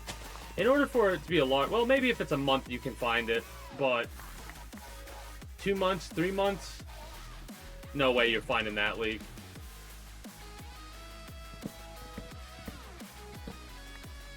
Sometimes, if it's like that, you can tighten up the valves on the inside of the thing, and not the inside of the compressor. Those are in a closed... I'm rambling a little bit.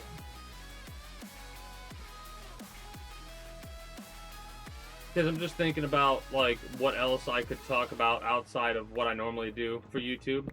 And there ain't much. I've been doing some experimenting with the uploads that I've been doing for YouTube.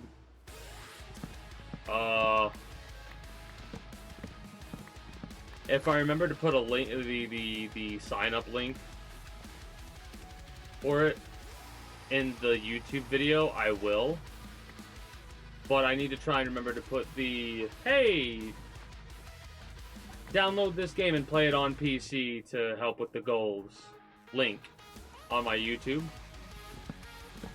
In case anybody who only really watches it from over there is like, hey, yeah, I'd like to help out.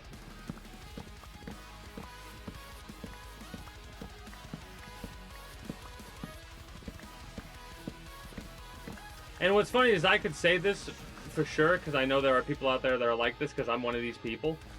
But I guarantee you there are people out there that could pause the, like, anytime that we get a pop-up that says, hey, Storm Shot, download the game using this link. You can have people, pause the game and type in the damn link that way. I've done that before. It's a hassle and annoying to do, and I only do it for specific things, but I have done it in the past, and I am one of those types of people that will do it, so that is kind of funny to me.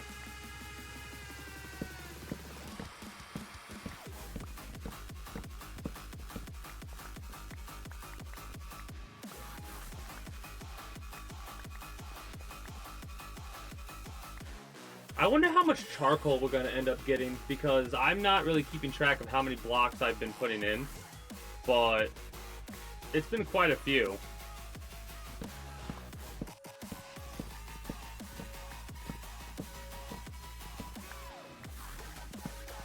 I'll also say going to the Nether to harvest, it makes me want to get a second diamond pickaxe and set that up properly, right? I'm gonna have to... Hold on, I know what I'm gonna have to do, and I'm gonna do it right now. What I'm gonna do is I'm going to finish with these trees, and then I'm gonna get a bunch of wheat, make a bunch of bread, go feed a bunch of different villagers, and kind of overpopulate some of my areas. But that's okay. We'll deal with it when we need to deal with it. Because I'm going to bring some villagers to other locations to help with the quote-unquote population crisis they have. And I'm also going to... Welcome to Peloton, where you'll run harder than you ever thought you could. Pushed by that thing that gets you moving. I need more. I need more little. I need to look up what jobs exist, and I need to build the job centers for them, basically the job cities or job towns or whatever you want to call them. Because at the end of the day, the theme was supposed to be very different, but there would be no way in hell I'd be able to make it work unless I had it completely redesigned the kingdom in my head, and I just wasn't going to do that. So I didn't do that. I didn't redesign anything. I stuck with what I wanted it for the design. And so far, the design has been exactly how I kind of wanted it to be. There's a couple things that are a little, like, not exactly how I wanted them to be, but I can improve them to make them better. Like, I'm going to take some of that cut copper, I think, and, like, make some designs into the wall. Delivery partner of the NFL. Order now. Terms, taxes, and fees apply. See app for details.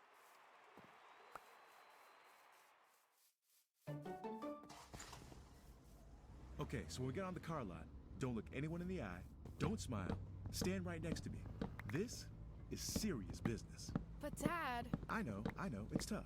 But in the game of car buying, we gotta play it smart. Dad, there are no games. CarMax has upfront pricing. The price we saw online is the price we get. Oh, okay. I guess we can smile. Shop quality certified cars with upfront pricing at CarMax.com. I love how a single block of wood not attached. I know there are mods that make it to where you can, like, cut down a tree the proper way and it will fall the proper way and stuff like that, like more realism and stuff like that. Maybe I'll play a game like that. Like, I won't be focused on doing a big build. I'll be focused on just having fun playing the game in a way I've never really played it. And I've never really played this game, like, actually played this game with mods. A lot of mods. Maybe I'll do that in the future.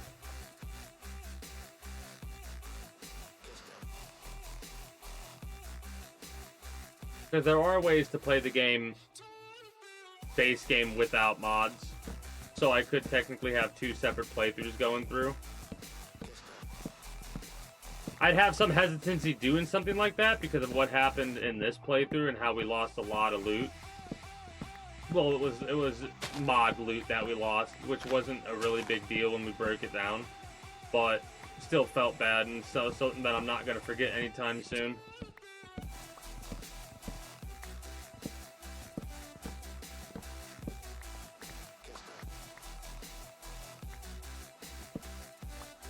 But yeah, like that block of wood right there was preventing the tree from disintegrating. Yeah, dark oak might be one of my favorite woods for the quantity. Still not sure what my favorite wood is for quality. I did play a little bit off stream before I decided that I was gonna do this game, like do this build off stream. I was playing on a buddy's server. I talked a little bit about it. I don't know if I talked about it on Mondays or what, but anyway. And I got to experience the current build a little bit. So I saw cherry wood and stuff like that. That wood's pretty cool looking. Bamboo doesn't look the best, but it's plentiful. So you could make like a dock out of it or something like that. Use it for like the side work, the shit that you're gonna be building, pathways, stuff like that, like bamboo pathways. Yeah, 100%.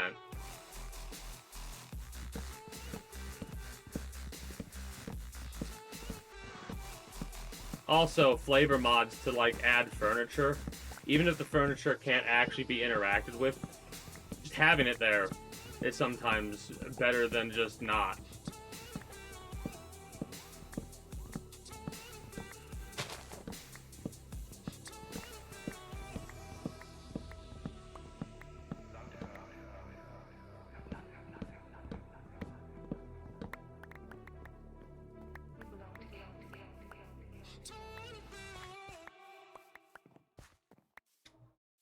First things first, drop off all the full stacks into the processing.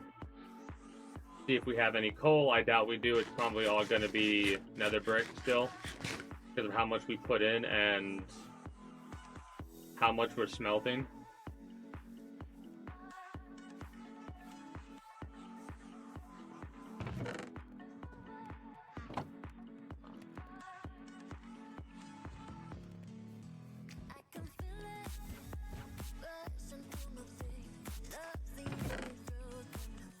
I mean, it's getting farther and farther down, so it'll get here soon.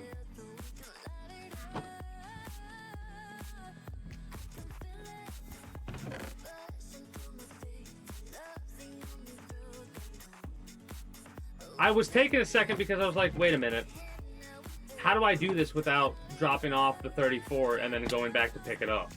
Easy. Just pick up the thing and use that as the piece that you're going to drop everything else in. That's pretty straightforward, in all honesty. What's funny is I was going to try to build that monstrosity in here, and I could have done that, but I would have had to take this floor out. And it would have been tight. It would have been a very tight squeeze, and I might have had to expand it. So what I said is, I said, screw it. What I'm going to do is I'm going to say F it, and I'm just going to do this. It's an eyesore, but this is the quarry, right? It also doesn't really make too much sense to have this like this, but I kind of like this idea of, like, signifying they just built on top of it. Literally, that's all they did. They said, screw it, and built on top of it. Because that right there are what these individuals are. Yeah, they can break down any bricks and blocks into other shit, but the terracotta that these individuals have on offer, which I have decided I wanted to change this up a little bit. Like, I don't want these to be as close to each other, I don't think. Or if I do have them, I'm gonna have them like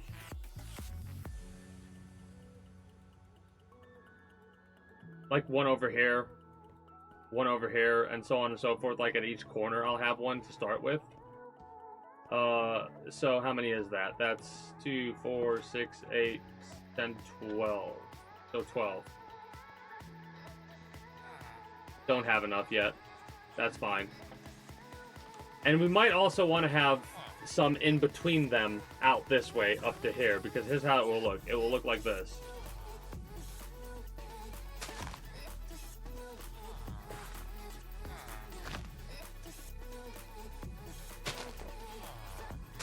Like that, right? That'll be how I'll do it. Or we could do it something like that. Give it a 2 gap, right? Kind of like how everything else is. I like that, actually. If we did this, that would be too close. If we did this, how would that look?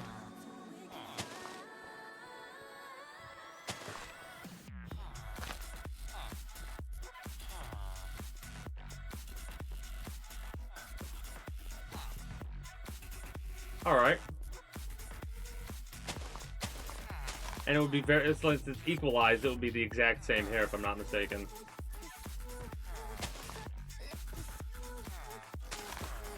Right? Yeah. Alright. So that's kind of how that'll look. And that's perfect, because that kind of fills up the most real estate. And then we could have the lanterns, the light, the lamp posts be centered right here and be facing this way. I love that. I love that. Also, I think I am gonna... Oh no, I can't do that for this because they're close to the roofs. That's fine, because there's a gap here. That's fine because of that. Yep. Fine. So the lantern would then go centered around there. Love it. See, I keep forgetting. Well, I don't keep forgetting about it, but I keep not taking into account the fact that there are several small things to keep accountable, right? Those small things are the roads and the paths, because I want to put a path like all the way through the bee garden. Now, mind you, when I say that, it'll lead up to here, and it won't have a path in here because of how everything's kind of just thrown around. Like, mind you, there was a general idea of, hey, I'm gonna do some sort of a thematic situation here, and then that did not pan out. So I just threw it all together, and we've got... I think if I undo the hives, the bees will come out, right? They come out a couple of... yeah, okay. So, you lose bees sometimes, and I think what happens, there's several different things that could be happening. And we need to light up this area as well, right? Like, we'll put the lanterns on the outside, I think, on the roof, and maybe a couple on the inside if we need to. But we need to light this area up to make sure. But I think some of the things that would happen is during the rainy time, or something like that, bees would die. They would fly around and get stuck in specific areas and be unable to get out or get themselves killed. Or they would get hit at night by mobs. So I made this bee thing for them. Let me put this stack of wood away. It's not a full stack, but let me still put it away. And let's start getting our things of cut copper. And yes, it took me running past a thing of cut copper that was oxidized for me to go, oh, dumbass, you're doing that. I was also making sure I remembered where I put the buckets, because I was like, wait a minute, where did I put the buckets? Need to plant the oak trees before we get too distracted. And also need to farm wheat for the villagers to get some more villagers. Wood. I got a lot going on in my head right now.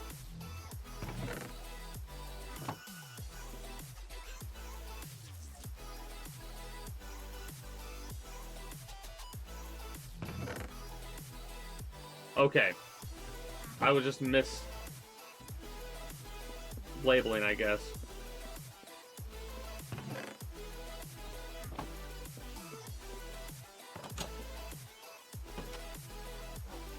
I do like that, actually, in the distance. I really do.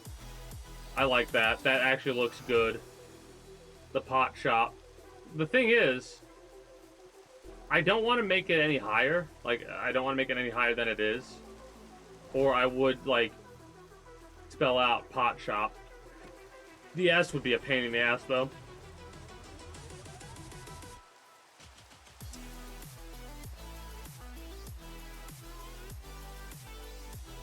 And I'd have to make it wider, too, to get shop in there. Plant the trees first. Trees first. It doesn't matter if we wait, because the only thing that's going to happen is that more copper is going to oxidize. So that's just better for us.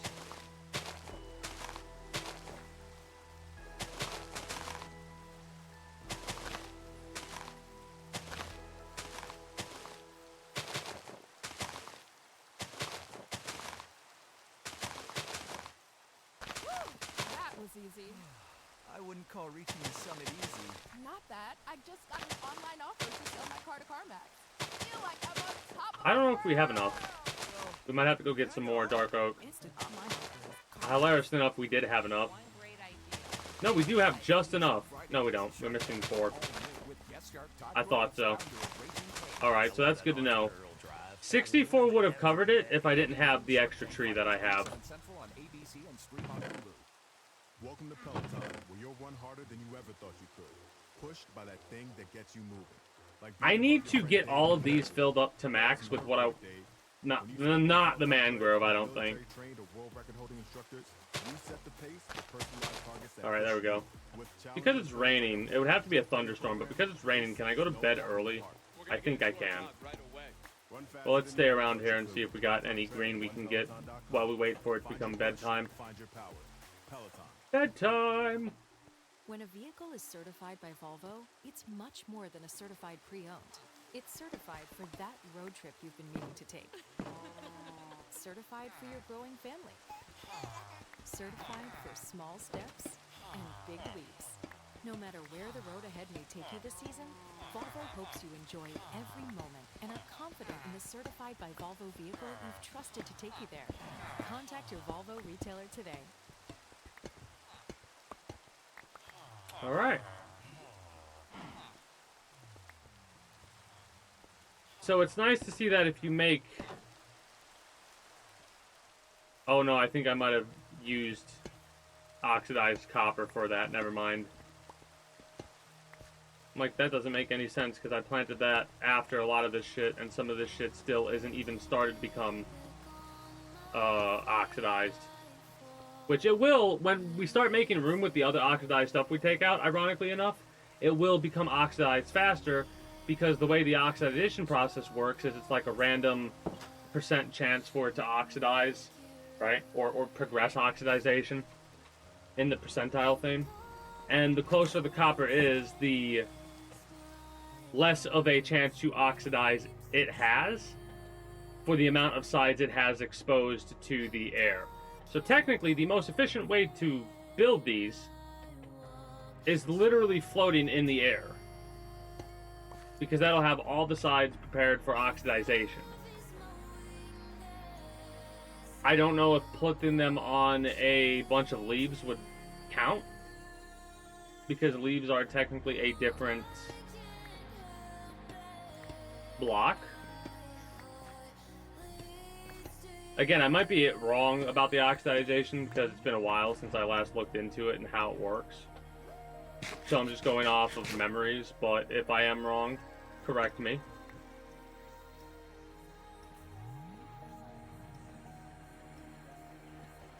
Do I want to do anything in specific before we finish up? Not really.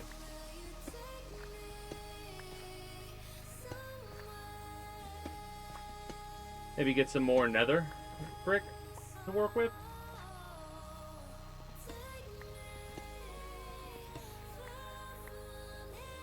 It also sucks that I'm gonna have to go around fixing up a lot of this stuff because of the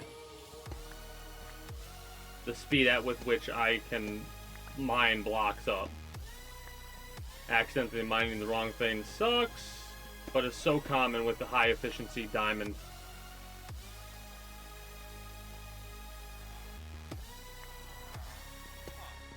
What's really funny is there's a part of me, I'm not going to do it for any builds here, but there's a part of me that's looking at the partially oxidized copper and thinking, damn, that looks aged, right?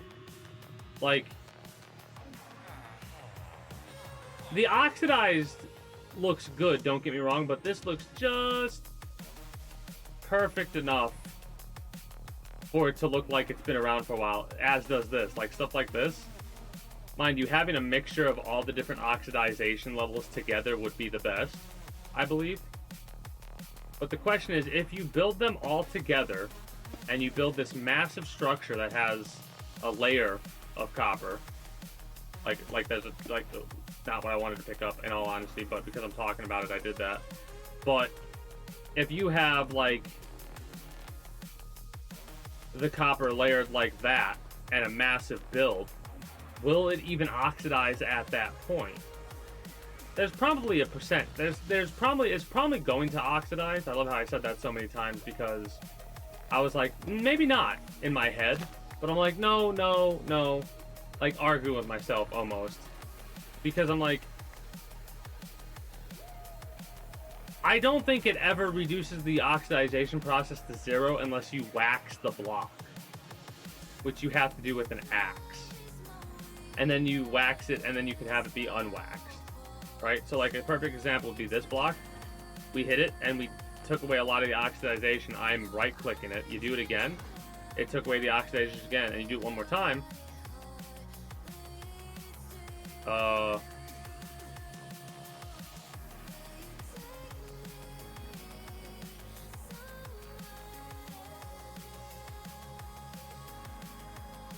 I don't remember the way to wax it. I don't think that was it.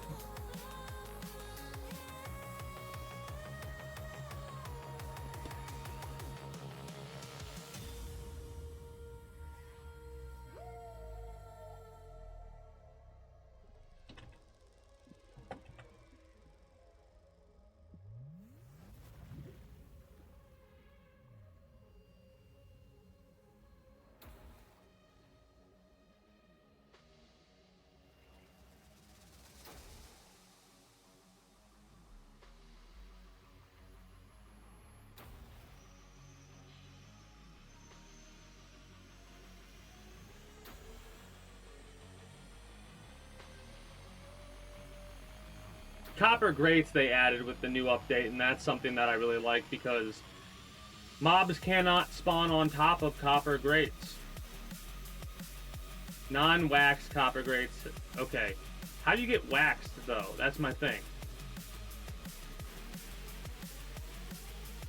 You can wax every type of block.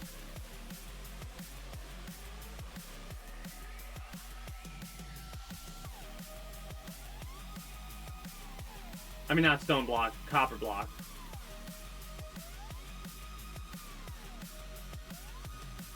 Oh, literally honeycomb. Literally just apply honeycomb. I thought it was more complicated than that for some reason. That's funny. In my head, I was like, man, do I have to do a process to do this? No, you can wax the block at any state.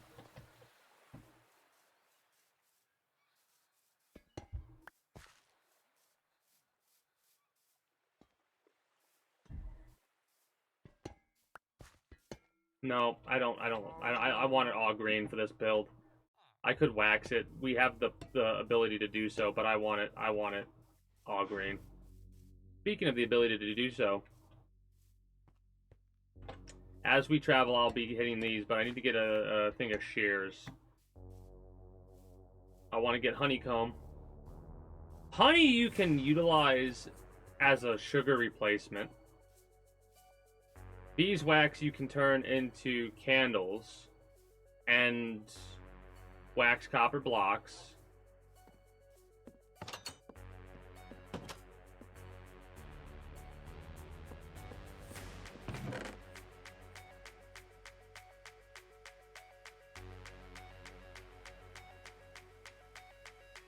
As you can see, we got a lot of honeycomb and a lot of honey. Not as much sugar. Sugarcane breaks down into sugar. Honestly, I'd rather have the sugarcane break down into a single line. A line of sugar. And I mean literally a row of sugar. Anyways, and then we could have the honey come down a bit. Actually, we'd want to have it like this because I like having it almost like a breakdown process, you know? The honeycomb into honey into sugar.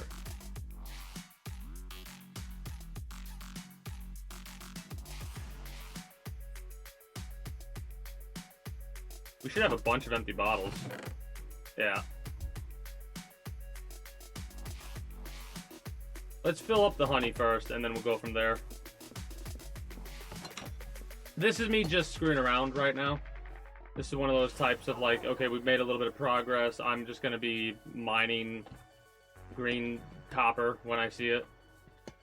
So I'm going to go back and forth a couple of times anyways. Might as well do some stuff as I'm doing that. Because I put the copper blocks everywhere. And this is a little bit inefficient doing it that way.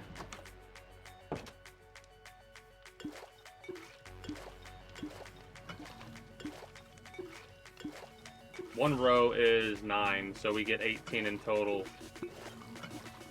We could pop down a couple more. We could pop down 1, 2, 3, 4 more. We could pop down 4 more, so it goes from 9 to 11. So that gives us 22.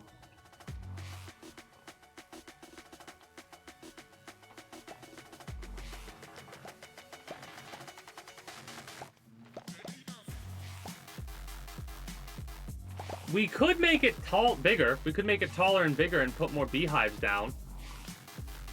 It is nice to see all the bees coming out like that, though. We need flowers. I'm gonna go get some bone meal and do some bee breeding really fast because we can have a lot more bees than we do right now. And if there's one thing I love to do, it's overpopulate everything. We have a lot of glass, so I'll make sure to use my diamond axe to hopefully break those glass blocks back into glass blocks. I don't know if that'll happen, but we've got efficiency there. Wheat for bread. If I have wheat, I'm going to use that. If not, I'm going to go harvest it and replant it, which is a process that's kind of annoying, but it is what it is. Drop off the glass bottles because we don't need those right now. Do we have a lot of wheat? Coffee on me. Thanks. Never mind. Left my wallet at home again. Did you know with $1 I'm being a bit lazy when it comes to the wheat. You're kidding. Nope. You can add your card to your mobile device in minutes to make purchases. So All right. You don't have to carry a wallet. I owe you one. You can do what you need at Dollar Bank. So first Make an things appointment first. At your nearby Dollar Bank office today at dollar.bank/getchecking. Dollar Bank. Let's get you there. Equal housing lender, member FDIC. Message and data rates from your carrier may apply to Dollar Bank mobile banking. Tackle the NFL action on FanDuel, America's #1 sportsbook. You'll get started with $150 in bonus bets if your first $5 bet wins. So when you get a hunch in the middle of the game, you can check out the latest stats, view live play-by-play, and so much more on the same page where you place your bets. FanDuel, an official sportsbook partner of the NFL. 21 plus and present in Ohio. First online real money wager only. $5 first deposit required. Bonus issued is non-withdrawable bonus bets which expire 7 days. All right, whatever. Restrictions apply. See terms at sportsbook.fanduel.com. Gambling problem? Call 1-800-GAMBLER. They could bank a couple, but that's this area dealt with. A stack of bread for each area. That's how I do it now.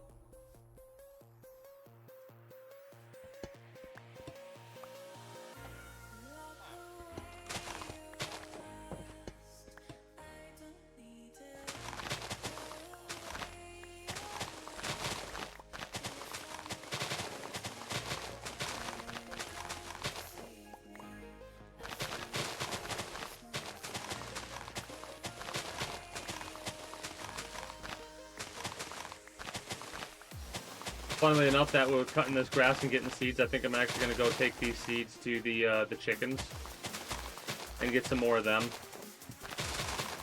Well, we don't necessarily really need arrows. I like having a nice stockpile of each animal type just in case we need a lot more animals pretty quickly. We can get more the more that we have.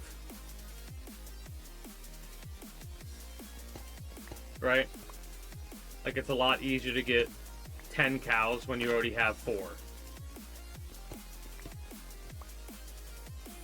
Especially when you have 4 and not like 2. Because you have to wait twice as long because you need 2 births before you can start getting... it doesn't go from 1... I mean, it doesn't go from 2 to 4 to 8, unfortunately.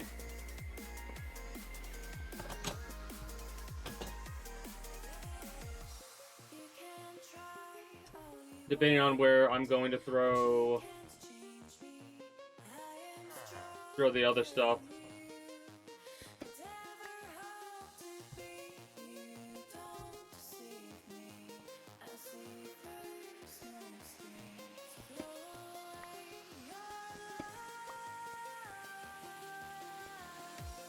Well, let's go see if the bees are out and about.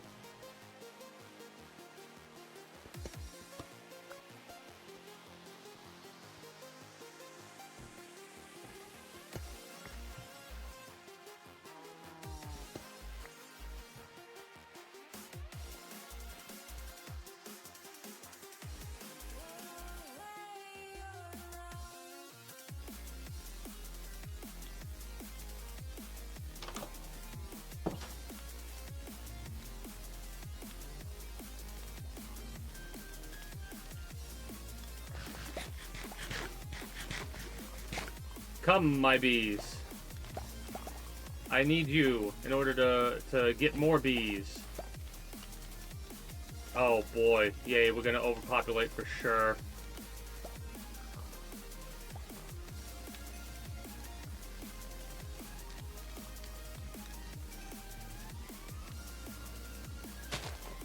Whoops, landed one. I mean, that's not really that much of a whoops moment, but...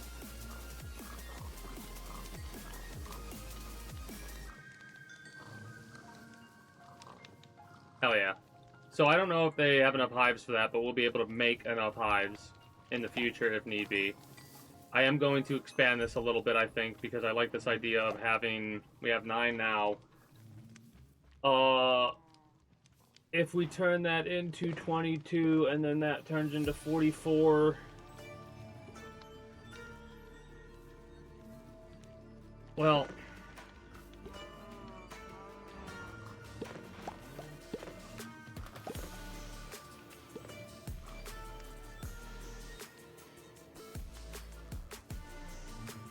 I have 5 now, so we could turn it into 28.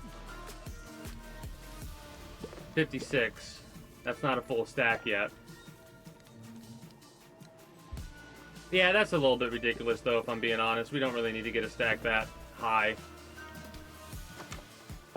With how, especially with how quickly the bees that we have are able to produce the honey. I think the amount we have is perfectly fine. Maybe add a couple of more. Maybe. To make it, like, if I do that, I'll be adding a grand total of 6. Right? Yeah, because I'll add the 1 on the one side and 2 on the other to make it seem a little bit more equalized. So it'll go from 18 to 24.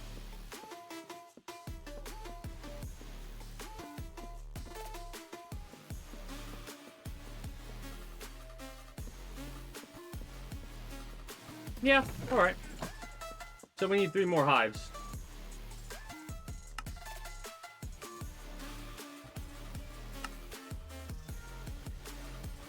Yeah, that is not that hard to get at all, luckily.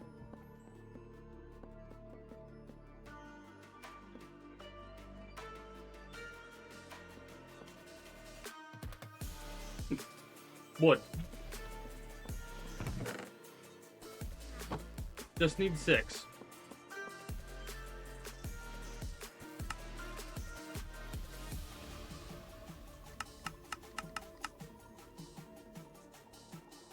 And now I need... what type of wood is it? Oak?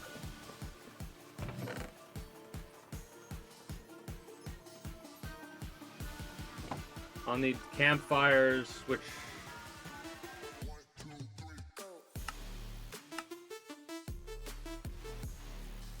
okay.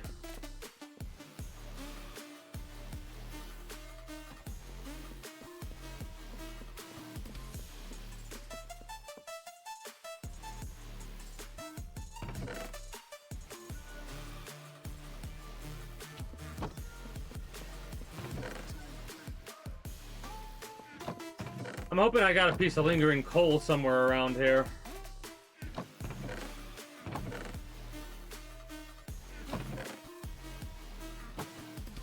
Well, that's annoying. Well, we'll set them up. We won't harvest from them yet, but we'll set them up at the very least. So that time, by the time we're ready to work with them, that, and we don't have to worry about the bees, like, killing themselves or anything like that in this game because of some weird-ass reason for the spawn rate or whatever. Like, hey, there's too many bees, we're just gonna get rid of ourselves.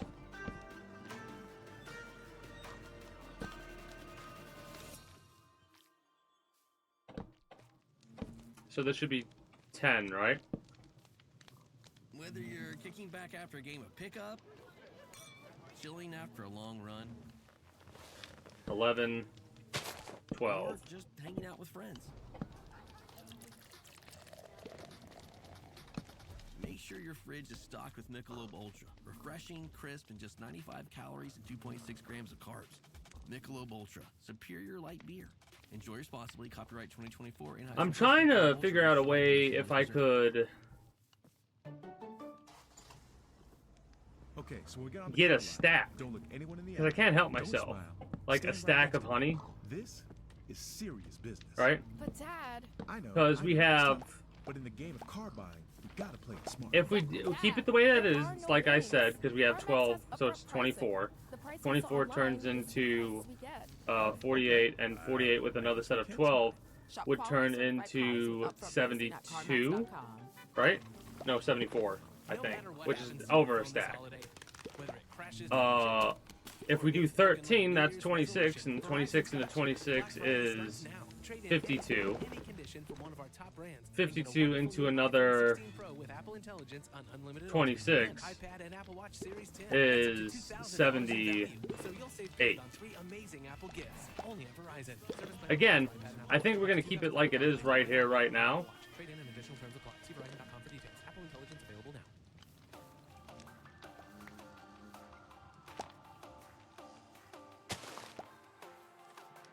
But I do think I need to make it a little bit higher regardless, just because I just feel that way. It doesn't look like they're overcrowding. I love that. Apparently, a better way to do this would be to make this glass bubble encased a lot larger and have the farm be in this area, because they might help increase the growth rate, but I'm not 100% sure if they program that way or not. It could be something I made up. I don't really care, if I'm being honest. Because like I said, in the future, it's going to be me... Like, I'll have stuff set up if I'm doing a build, right? But because of the fact that, like, I want to still enjoy going through the process, I don't think a lot of what I'll do, like, I won't give myself a lot of really good gear or anything like that. Like, anything I do in creative mode has to be constructive. Unless there's a thematic reason or a storyline reason to do it. Otherwise, I think I like the idea of, unless it's focused entirely on the build alone, then it would be in creative mode only. Which could be what I do, because in creative mode I could just spawn in villagers and shit. Like the shit I could do that I don't need to worry about doing for the mega build in creative mode. I love how I'm like going around like I don't know what I'm doing. And I don't. But just because I'm like, man, I gotta cut this down.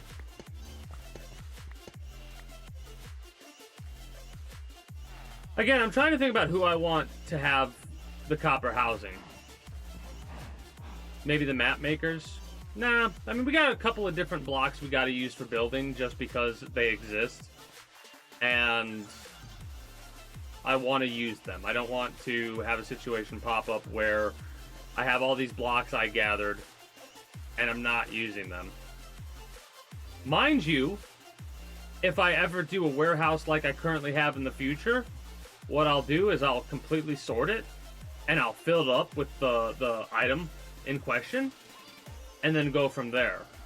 Right now we're just playing the waiting game again, it looks like. I'll go to bed and we'll drop off all of our shit in the proper location that it goes. We'll keep things sorted properly. But now I know how to, like, how certain things work.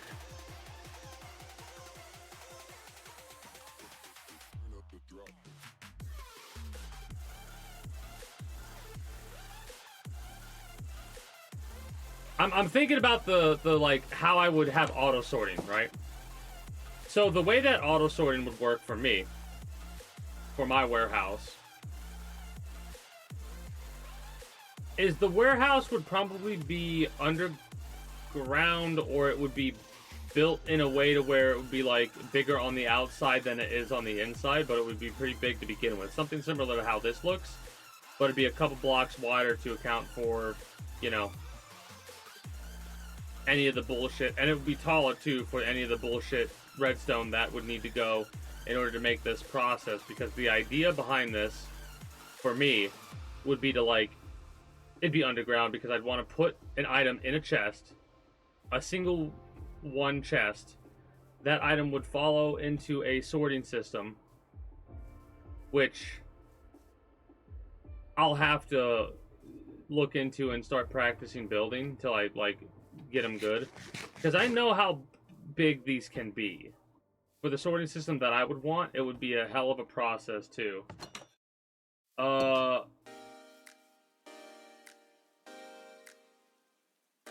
Sometimes it takes a little while for it to register, right? Other times it registers immediately. Alright, so I figured that would work like that, but I still had to experiment and test. Other times, it could be just a weird thing.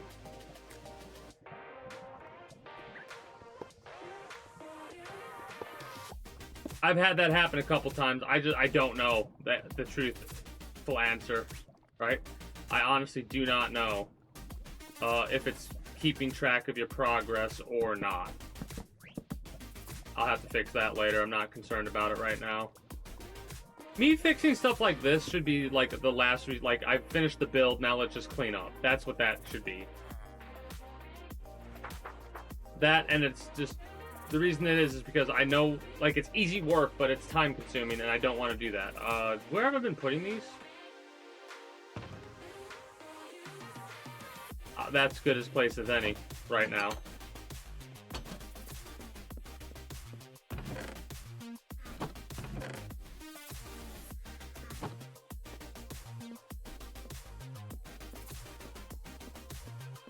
But the sorting system would kind of be similar to this in some way, I feel. Or at least I would try to go for that. If I can't go for that feasibly, then I would make the adjustment needed.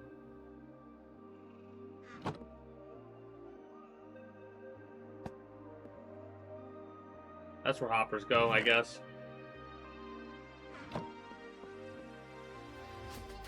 Appreciate it.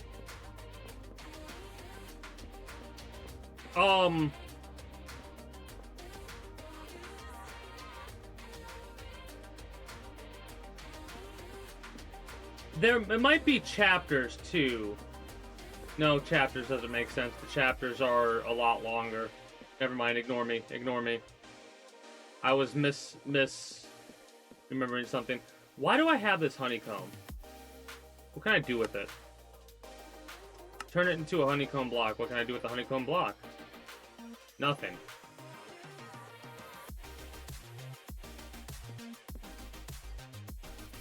Alright. Maybe I can cook it. I'll worry about that later, like I said.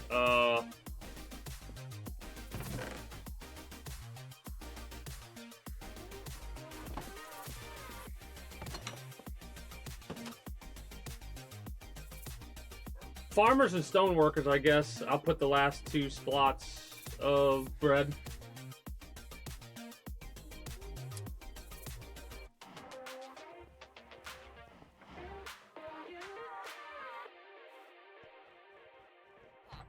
Hold up. Sometimes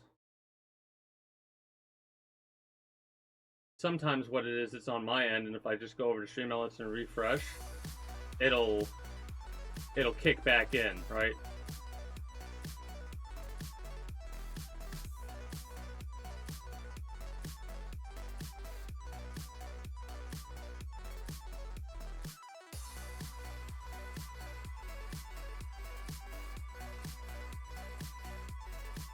Well, that's weird.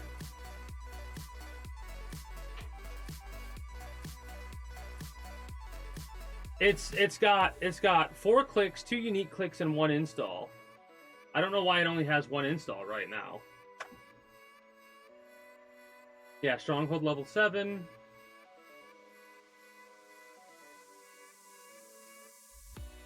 It might also be that you haven't spent 50 minutes playing the game at this point. That doesn't make too much sense in my mind. They say it takes 50 minutes to get to the goal or reach this event, right? There's like a timer too. So it might literally just be that you haven't technically spent 50 minutes playing the game. But it only says 1 install for me, so I do not know.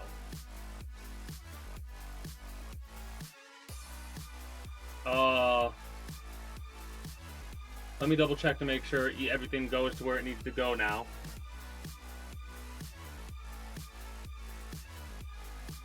Go to my channel. If I scroll down and I click on the thing, it pops up a thing and it says continue as this person. Okay. If I do exclamation points,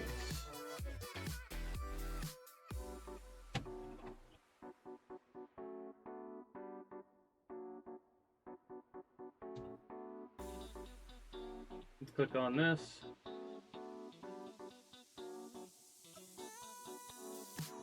All right. So as long as you click on the link and then click on the button to continue as your username, your Twitch username, I think, then you're good to go. It's for PC only. For PC only. That's the other thing.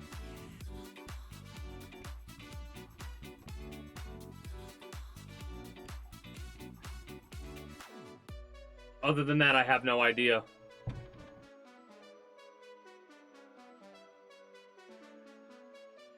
Well, this is going on for the next... This campaign's going on for the next...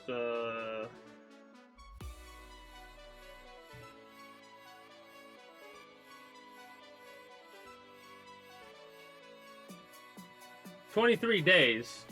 Alright? So, there's quite a bit of time left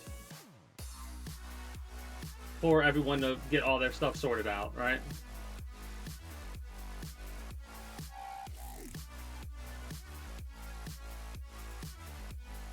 One of the main reasons why I'm so chill about it is because of the extended time. It used to just be a week. And that was a bit more, like, concerning. Yeah, we need to have a lot more farmers, I feel.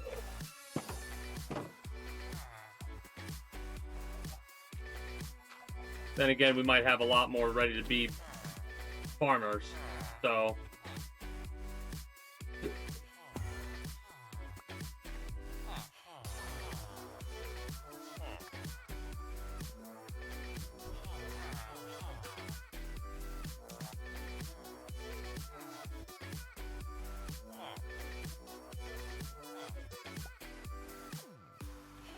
And then the final bit of bread will go to the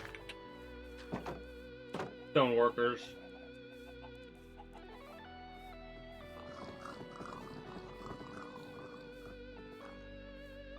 Let's see how far this is. Because, I mean, it feels like it's going a lot faster. It's technically not, but it feels like it's going 4 times as fast, because if you look at this, it's like, alright, taking the same amount of time for one to go down, but instead of one, we're getting a pop-up of 2 here, 2 there.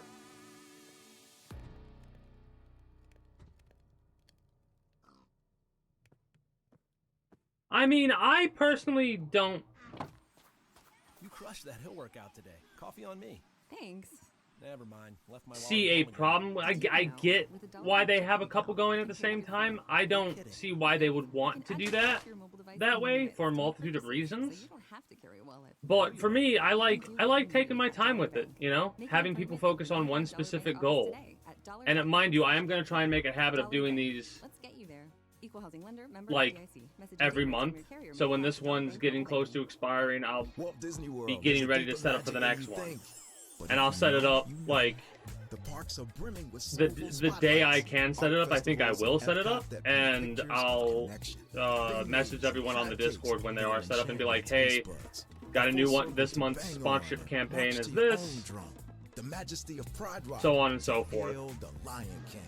So we could get started that way, because celebrate now. Hey, I appreciate anyone can participate in. A lot of the time it's new players. So if you participated in, like, if I decide to do Storm Shot again and it's for new players, it's not gonna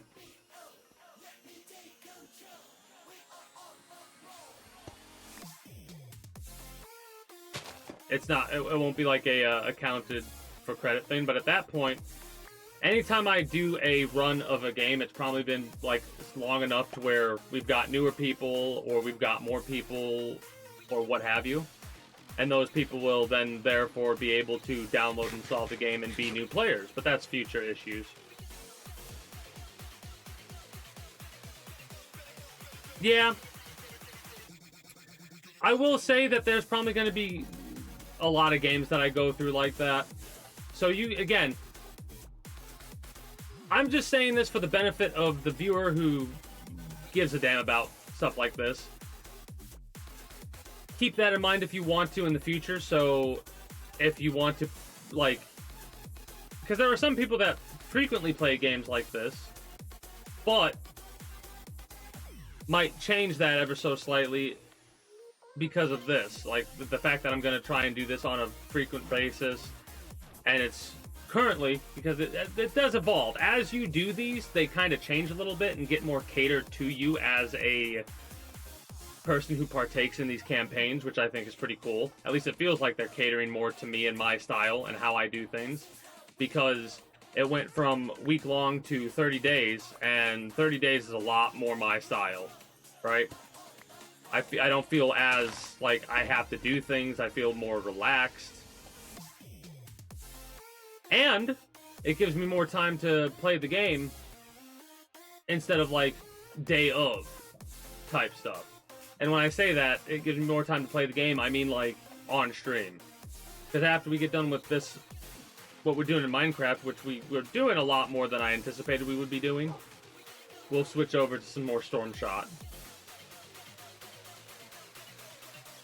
And even if it doesn't seem like it's registering for you, keep with it.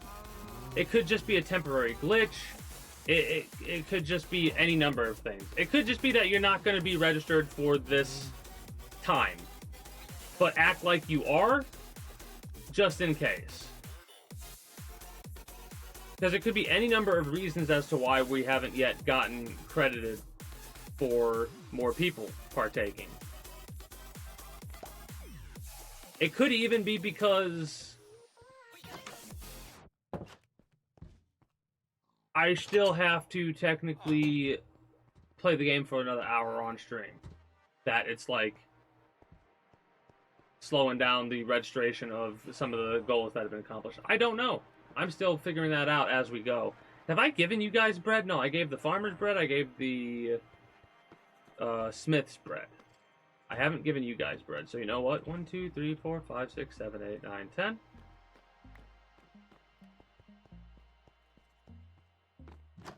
One, 2, 3, 4, 5, 6, 7, 8, 9, 10. I'm giving them extra instead of the 7 that they need, because in case they're damaged or what have you. We had a fucking Enderman in that room at one point. 1, 2, 3, 4, 5, 6, 7, 8, 9, 10. Also, I feel like there's... Yeah, okay.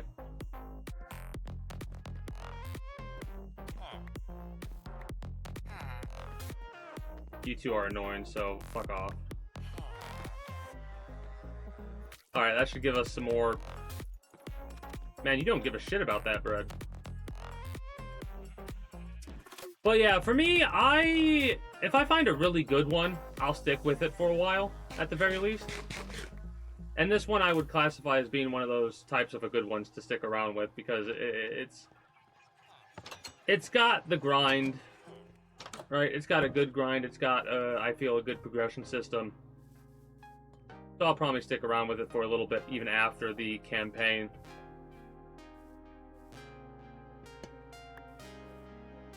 But for the most part, if there's a game that I've shown that I've not done a sponsorship stream for, I'm going to choose that first and foremost over something else. Right? For a multitude of reasons. One being what we just discussed. The other being because I like checking out these types of games, because a lot of the time I've seen them advertised because I've been doing these sponsorships, I'll see them advertised. And I'll think to myself, man, that's so interesting. I wonder what this game's actually like. I bet you it's different. Because I've seen advertisements for Storm Shot before, but was never pulled into getting the game just because the advertisement made it look more mediocre than I feel it actually is. I feel it's a lot more thought out than what some of the advertisements have made it seem. I'm also doing this because this was not going to go anytime soon. So we're going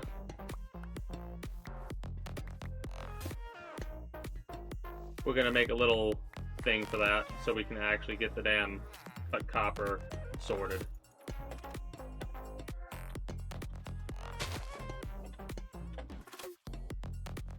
This will work. It's not as effective, but it will work.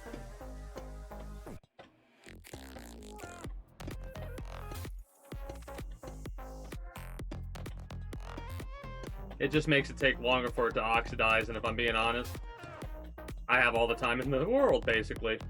I know I keep saying I want to try and finish this at a certain time, but I'm not, again, not concerned at all about actually finishing it before the end of this year's up. It is, and they keep making some additional changes to the copper, which I'm very appreciative of, right? And they added bamboo and stuff like that, and they keep adding more and more stuff to it. Not to mention, like, technically, this, I know for a fact this used to be a resource that was a mod. Like, copper was an addition that I remember experiencing a long time ago with a resource mod I had installed. Mind you, I didn't do much with it because there wasn't much to do with the copper. The copper was associated with another thing. But, like, them making copper base game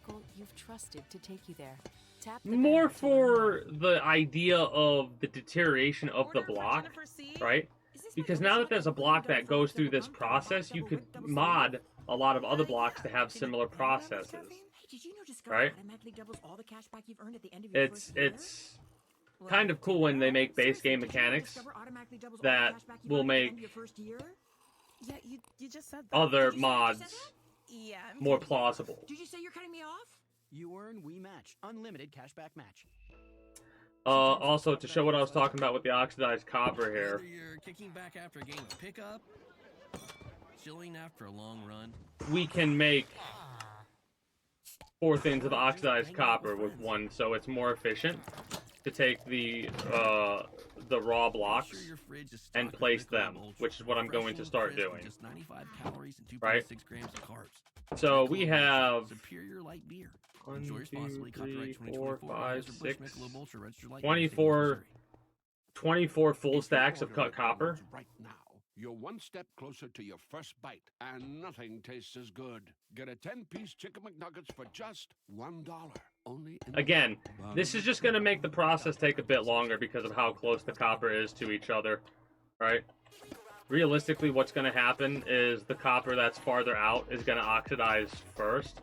And after it oxidizes, then it'll kind of speed up the process a bit for the inner copper. Because the best is literally to have it like 4 blocks apart or something like that, or even 5 blocks apart, and that'll be the most efficient for your oxidization needs. But we have so much copper, it does not matter how long it takes, only that it gets done. And this will do exactly that. It will get the job done, even though it'll take a fucking long time.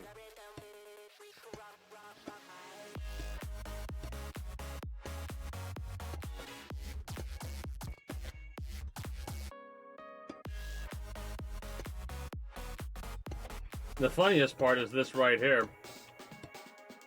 How, as we're going, we've yet to even hit a, our first stack dropping. So that's kind of ridiculous. Also, unfortunately, we missed out on some of the copper because I did things in a very inefficient way. And there's 2 ways you can get blocks of cut copper from blocks of copper. You could mix it together in a thing, and it breaks down, at least if I'm not mistaken, it's 9, or is it 4 to get, is it 4 to get 4?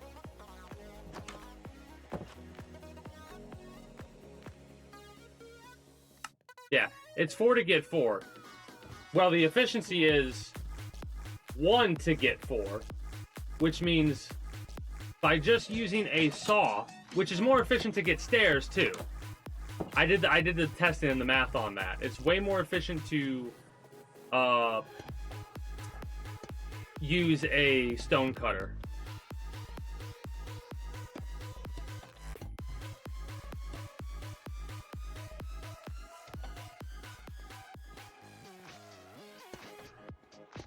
Also, I think there's a % chance for some of the copper to instantly turn into oxidized copper. But it's like super rare to have that happen. Could be wrong though.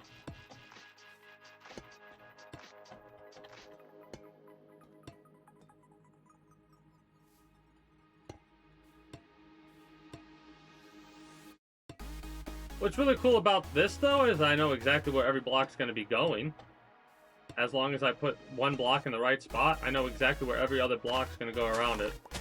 One block away.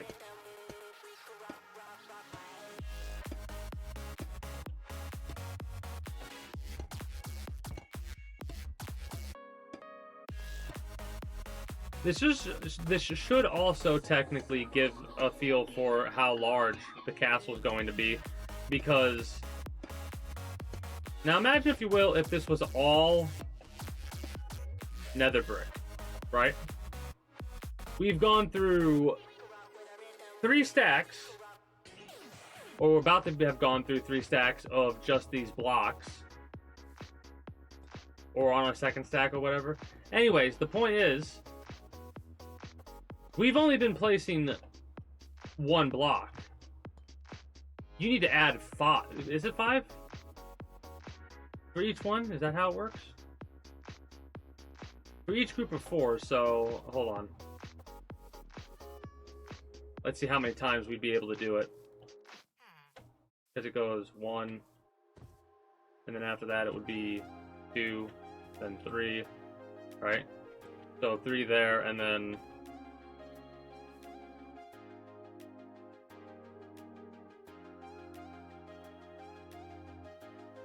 oh, wait. It would be more than that because of the rows here, right? So it would be 3, which would be 15, 16, 17, 18, 19, 20, 21, 22, 23, 24, 25, 26, 27. So, well, that makes it 9 then. So this is 9 across, and then 1, 2, well, that's just plus 1 at that. So 9, 1, 2, 3, 4, 5, 6, 7, 8, 9, 10, 11, 12.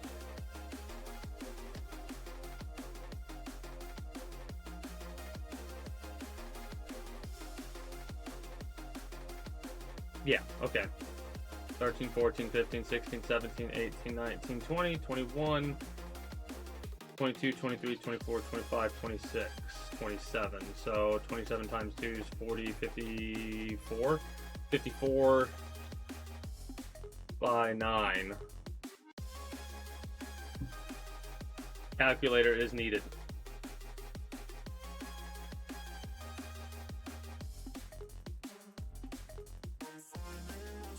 $486. 486 just for something like this, right? Now try and picture this in your head, right? Try and picture how this looks in your head. How far down we are. And now let's take that knowledge, that 9 by 54, and look at our fucking castle. That's just the floor, by the way. That's not including the wall, the roof, the little detailing. So we have what one would call a metric fuck ton of work to do when it comes to the amount of nether we're working with or worried about working with.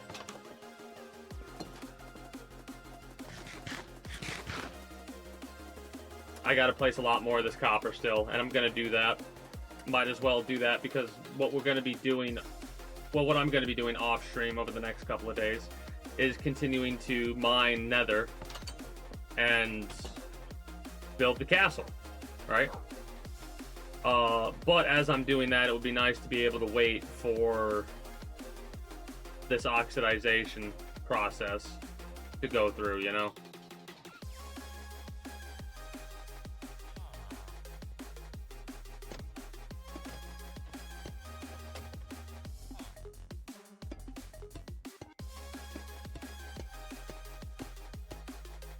Hey, you know what? As long as it's a gap away at least. That's all I really care about.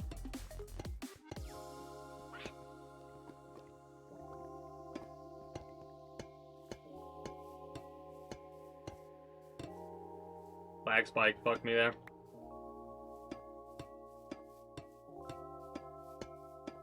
What's really funny is if I did it the right way, like if I actually did it the right way all the way through, I think I would be able to time it perfectly then, because I can just, use the aim of the blocks to hit it.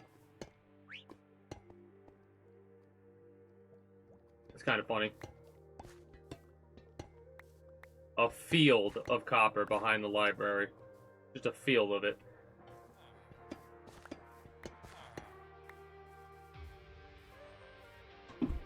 Alright, I'm going to have to step away here. When I return, we're going to continue doing what I'm doing here with the copper. Right?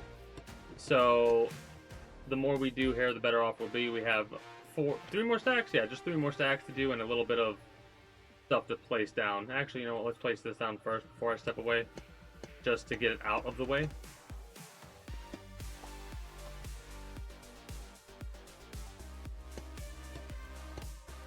Alright. I'm going to play some ads since nothing else is going to be going on. And when I return, like I said, we'll do that and go from there. Be back momentarily.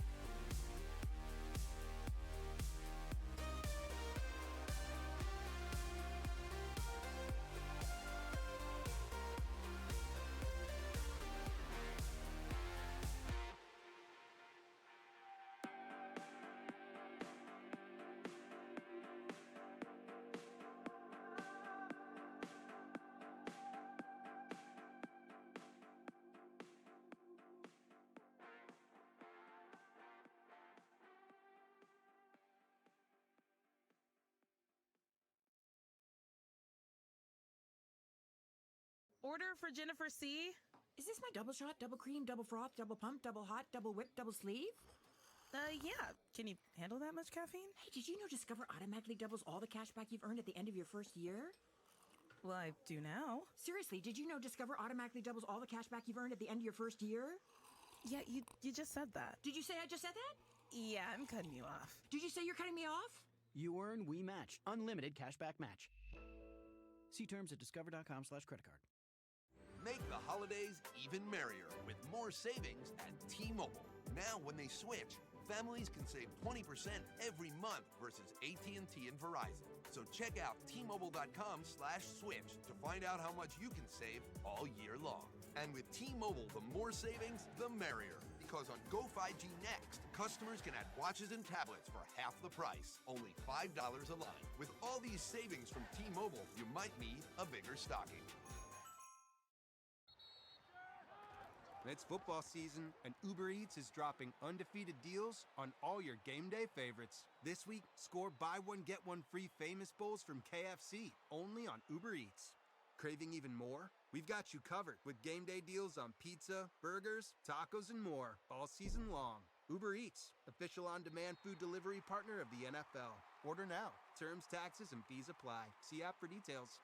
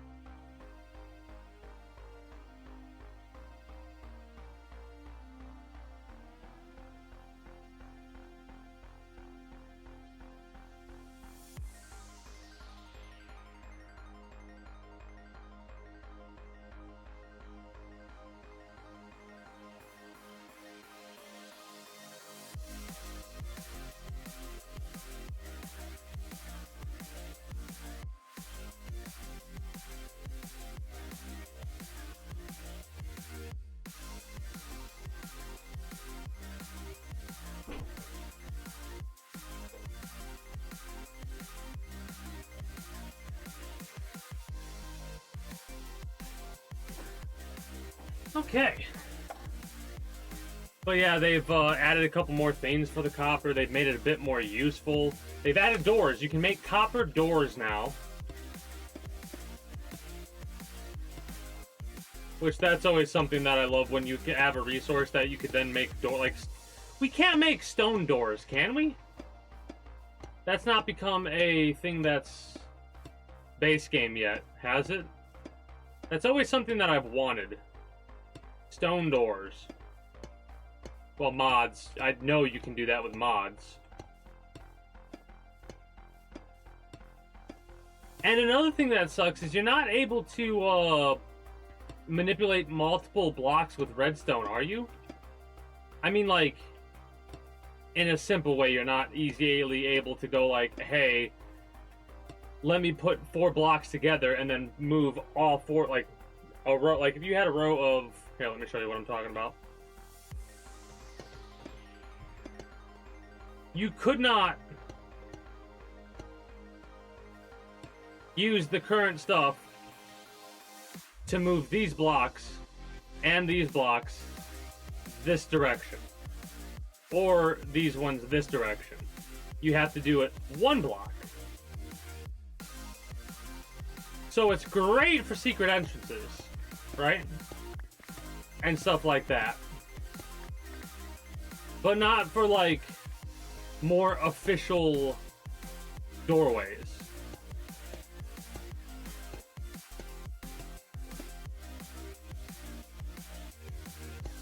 Hey, greetings and good day, Insane Baboon. How are you doing today? Appreciate you remaining a guardian of the kingdom. The fact that it's almost been 2 years is a little crazy. Just a little bit. Not that big of a deal. That's crazy, though. That's insane. Almost 2 years. Do I? Yeah, the badge should be set up for that. That's why I haven't done anything with the badges yet, because it hasn't gotten to the point to where I kind of have to do anything with the badges. As soon as we get to the point to where the sub badge is like, hey, guess what? You need a new one. I'm going to be making a new sub badge. Maybe I'll also clean them up a little bit when I do that. Well, I won't be streaming then. So I'll have to say it now. Well, happy early birthday to you. Congratulations on leveling up.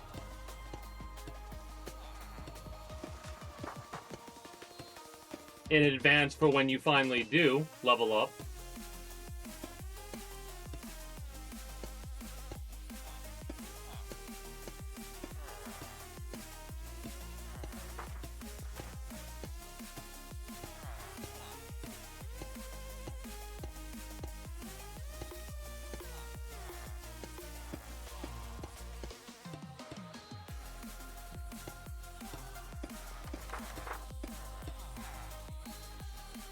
Alright, perfect.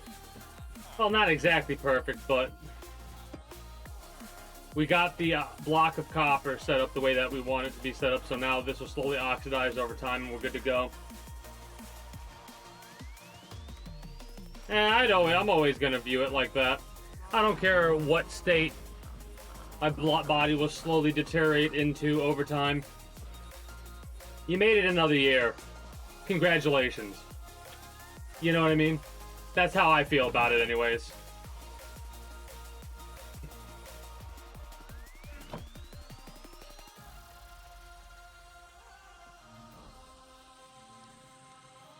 Because at the end of the day,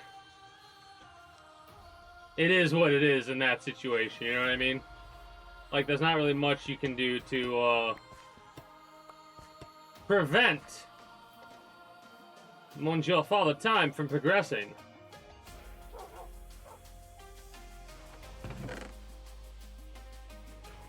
I am debating, and I'm gonna do it. I'm saying screw it, I'm doing it.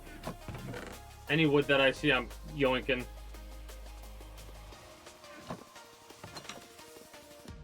I won't take out any wood from these, right? Like, I won't take this wood or this wood, but I will drop off any non-full stack of wood that I see. That's spruce.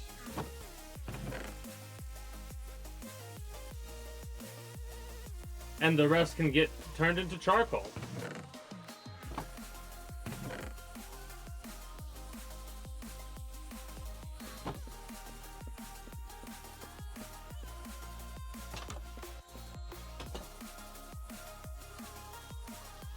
Earlier, Insane, I was, oh, have you joined the sponsorship game for this month? And I say this month because it now has turned into a month-long campaign type thing. So, because I'm trying to see something really quickly.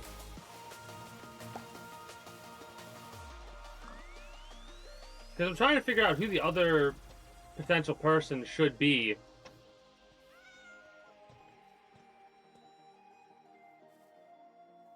Because we're having a little bit of a...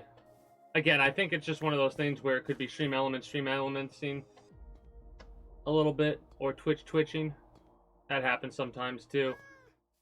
Anyways, what else can we do besides throwing the wood into the charcoal processor?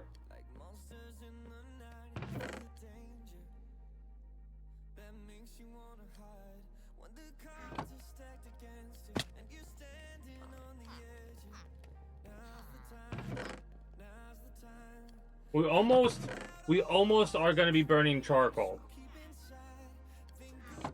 And that's going to be quite a lot of charcoal we're going to be getting because it was, what, 4 rows in total? 4 rows, so 4... How much is a row? 9? No, it's 10. No, it's 9. So 4 rows of 9, that is 36? 36 stacks of charcoal in total we're going to be getting. Half of that... Well, no, not 36 stacks. Break that down back and forth. So 9 stacks. Yeah. So 9 stacks for each furnace.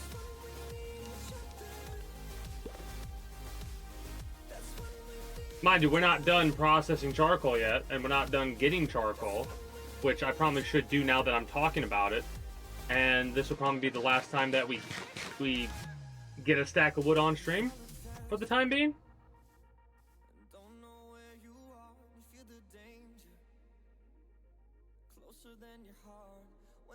I gotta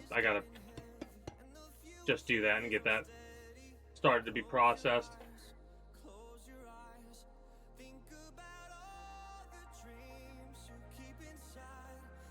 There's gonna be some open space we'll be able to utilize in the future. I'm like kind of trying to map it in my head right now. It's hard to do that. I don't have the bird's eye view I like to have, but it's fine.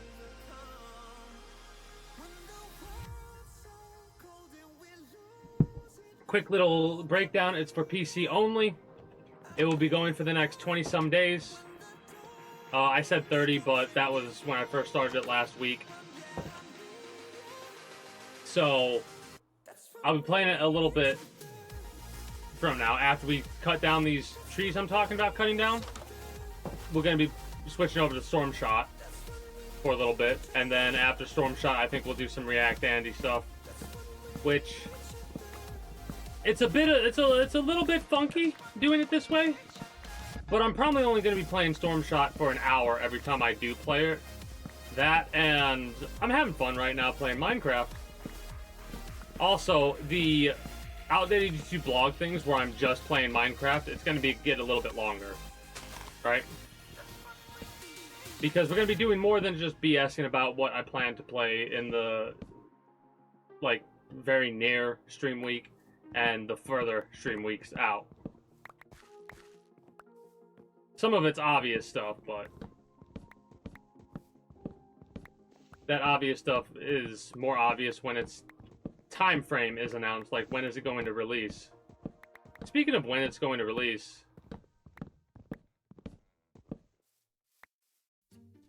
$500 yeah. attempted purchase on plane tickets. What? Did you know Dollar Bank checking accounts have features to help protect your card from fraud? Seriously? You'll get We're a month away from the Game Awards. Actually, we're less than a month away from the Game Awards, right? Because it's always on like the 8th or the 10th or whatever. Nice. Thanks for looking out. You can do what you need at Dollar Bank, your local community bank. Hopefully we get some good announcements for games. December 12th. Okay, so it's farther out than I thought, but when is December 12th? 7:30 p.m. to 11 p.m. December 12th is a Thursday. We're going live on Thursday. Don't miss our one-day only deals. The second Thursday of December. Upgrade your tech game and snag the deals before they're gone. Discover Also, savings today at hp.com. the 25th is a Wednesday, but I may still go live on Wednesday just for a couple of hours playing something. Don't know what it will be, but So I left. I finally switched to Metro and got what I was looking for. we'll be going live on Thursday to cover the Game Awards. $25 a month with AutoPay. Just bring your phone. I'll do what I always do just for the shits and giggles. I'll get nice and dressed up and make myself look a little bit fancier than I normally do. Slick my hair back and all that. Maybe trim up a little bit, right? Instead of letting it grow. I'm gonna let this fucking thing get out of hand because it's cold. But I might trim it up for the Game Awards. Might. Trying to keep a straight face, and it's very difficult to do. Because in all honesty, the awards themselves, it is what it is. It's an opinion-based thing at the end of the day, I feel. Yeah, they try to break it down into a less opinionated thing, but at the end of the day, people are looking at the categories that they're breaking something down by with a bias. You cannot help that. And that doesn't bother me. It really doesn't. I primarily only give a shit about hearing the video game announcements. And there's like 2 events for that. The Summer Games Fest, where we get some game announcements, which this year's Summer Games Fest was not nearly as big as the first one, which we were warned that it wouldn't be. There was a couple of things that I know a lot of people got hyped about, but not me, because I don't remember this year's Summer Games Fest. I could not tell you a single game that was shown, outside of how long it's been. Then again, I say that, and I was shown 30 seconds, if that, of, no, it was like 6 seconds. It was like 6 fucking seconds of a teaser for the next Elder Scrolls game, and I still remember that!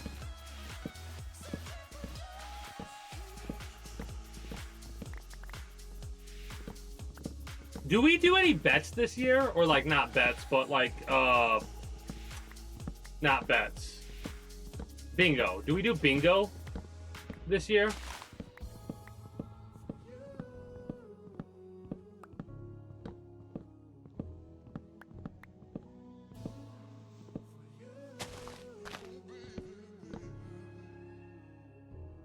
Might be fun.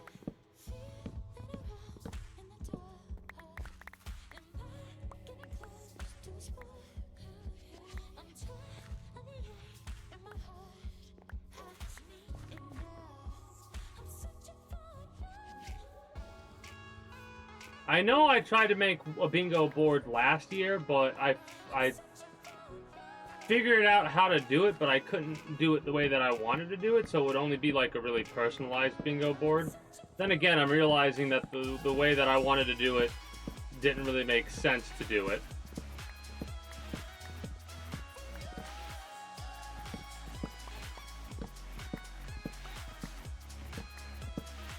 I might. We'll see.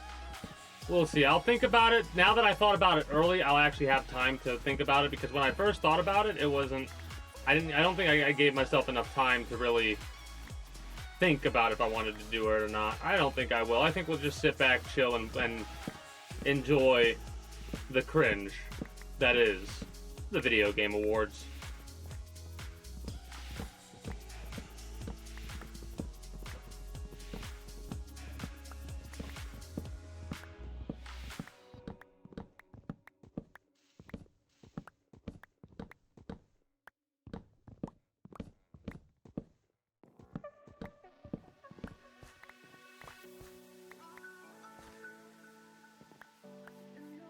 It's funny because now that I kind of have this process of how to do furnace automation, I don't think I'll ever go without furnace automation.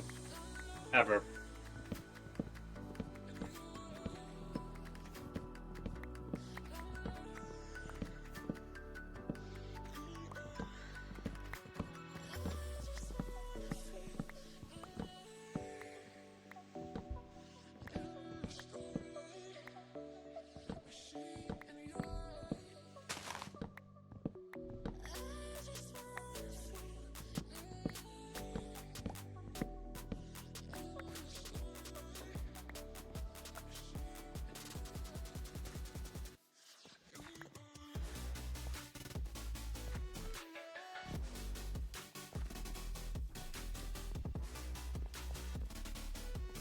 I'm quiet because I am trying to think about how sorting stuff would work. Like,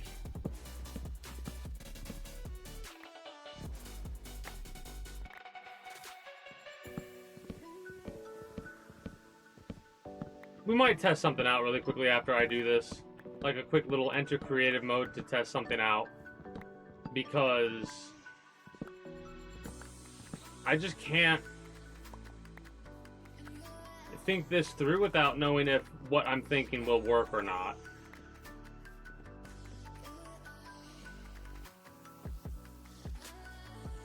I don't think it will. I think you have to go through more of a process than what I'm going to do.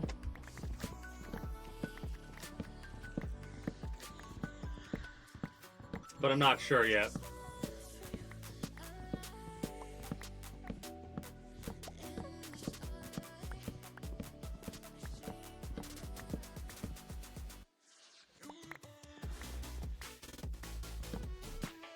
But what's funny is what you're seeing me do is pretty much what I'm going to be doing off stream. I'm going to be jumping back and forth between different sections of the kingdom and doing things here and there as I wait for the smelting to go through. And when we get closer to being done with the smelting, I'm going to go back into the nether to get more bricks to smelt it some more. And while I'm waiting for the smelting, I'm going to cut trees for more like I'm just a never-ending cycle that I'm going to be going through basically as I do the building process. Mind you, I think I need to go get bricks basically.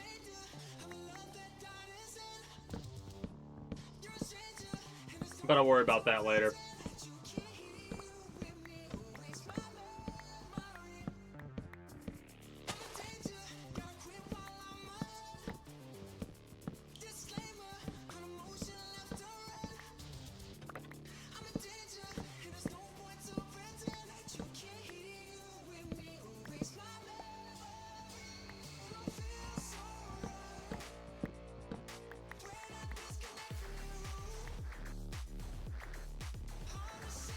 I always like customization is what it boils down to, in all honesty.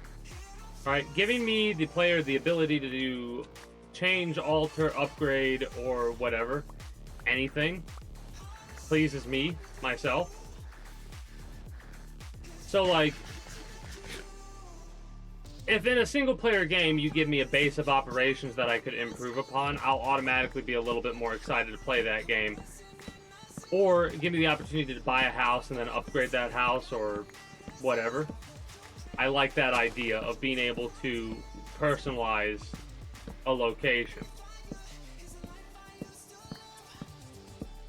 One of the reasons why games like this are some of my favorite to play, because you can do whatever the hell you really want to do in games like this, right? Games like this, Terraria, Starbound, Stardew Valley. Again, there's some constraints to some of these games, RimWorld, what have you. But you can mitigate some of those constraints via modifications to the game, right? That's one way.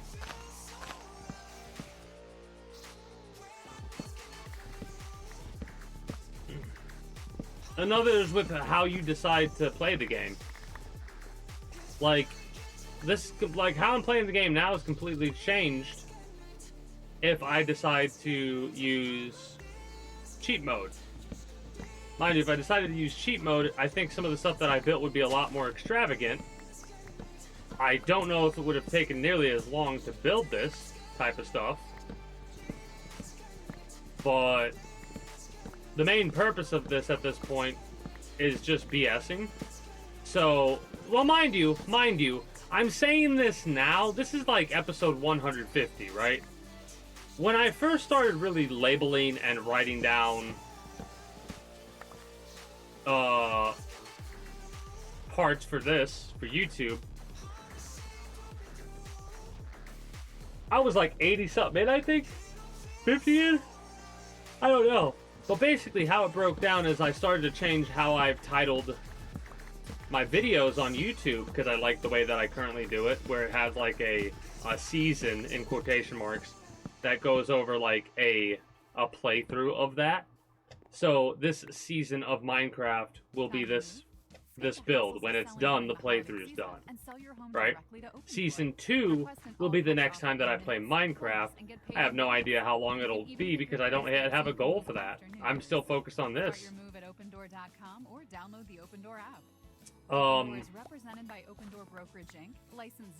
But most assuredly creative mode, because, well, yes, I have, and I have the proof because I have the resources.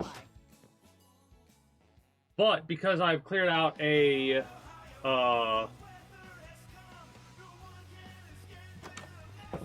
the fuck is it called? An underwater, like Atlantis, sunken cities, that type of stuff. I've harvested basically a whole one of those. I think there's still some resources over there, but I harvested a whole one of those almost. And from the Ohio Departments of Health and Aging. We'll be using those resources via creative mode the next time I play this game.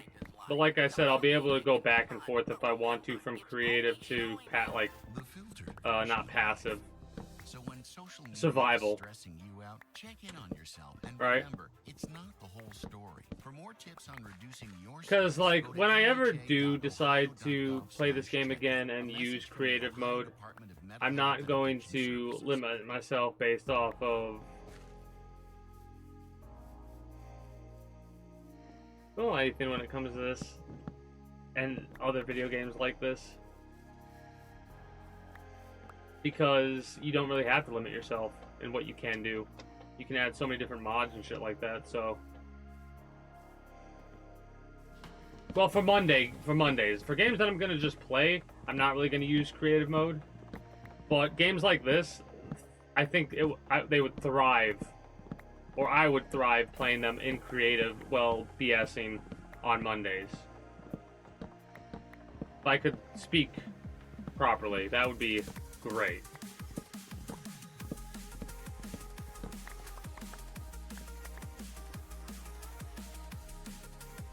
So we have more than enough to replant, but I don't want to replant in the wrong order, so we'll replant what's already been deteriorated and go from there.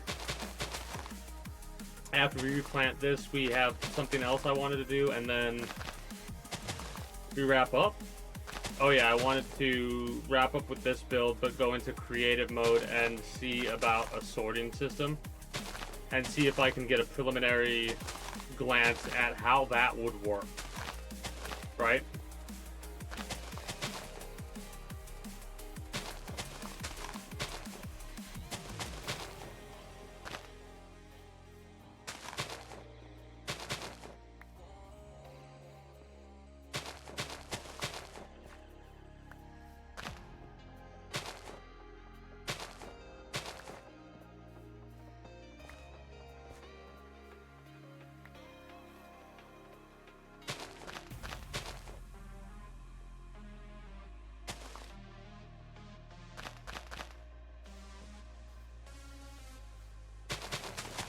Alright.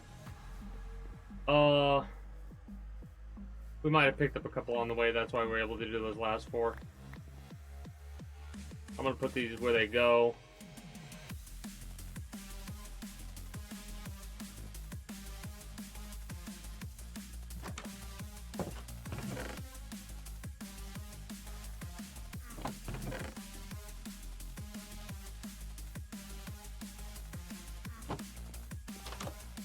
Alright, so that's another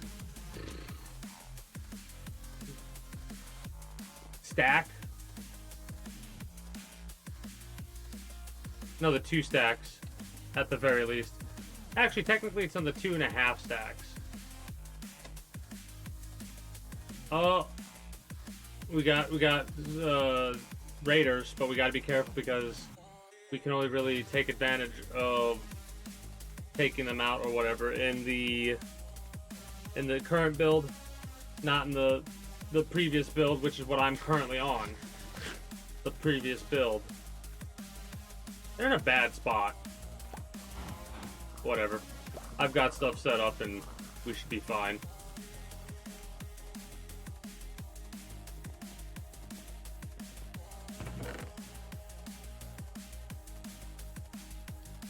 Ugh. Shit.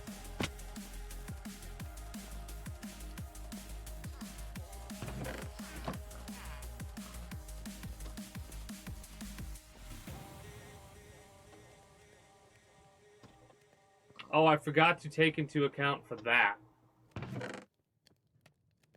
But, as you can see, we're about to start ripping into charcoal. And the best part is I could let this stockpile because it has, I keep forgetting to account for the inventory slots of the hopper itself. So it's 10, 20, because it goes chest, hopper, hopper, chests.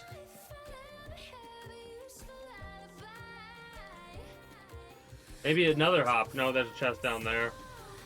You can kind of see it. So it goes because it feeds. This is what it does. There's a hopper that feeds into those chests. These chests feed into that one at the bottom, and then that chest feeds into hopper, hopper, hopper. Right? Or it goes hopper, hopper. So it's 20 plus all this is how much storage we have. Plus all that, too. We have this as a storage as well. Now, mind you, the only storage that's really going to get that filled up is this one.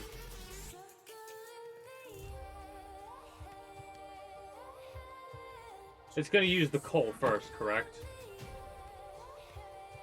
Yes. Good. So it's going to rip through the coal as I rip through charcoal whenever I get a chance to, of course. Yeah, we're putting all the nether brick over there. We can make nether brick in our inventory, dumbass. That makes sense.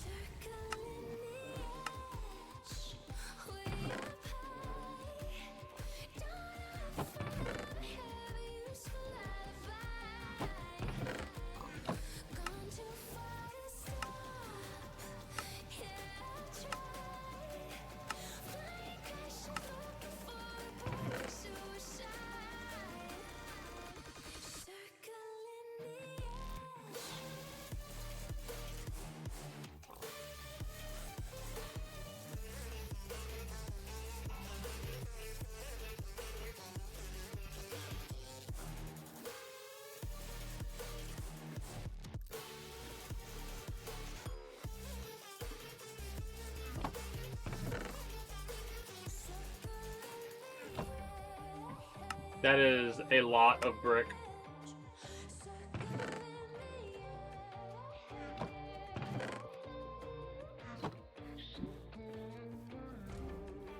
So, at this point, we gotta clear out the rest of our inventory and then go ready to go into the nether.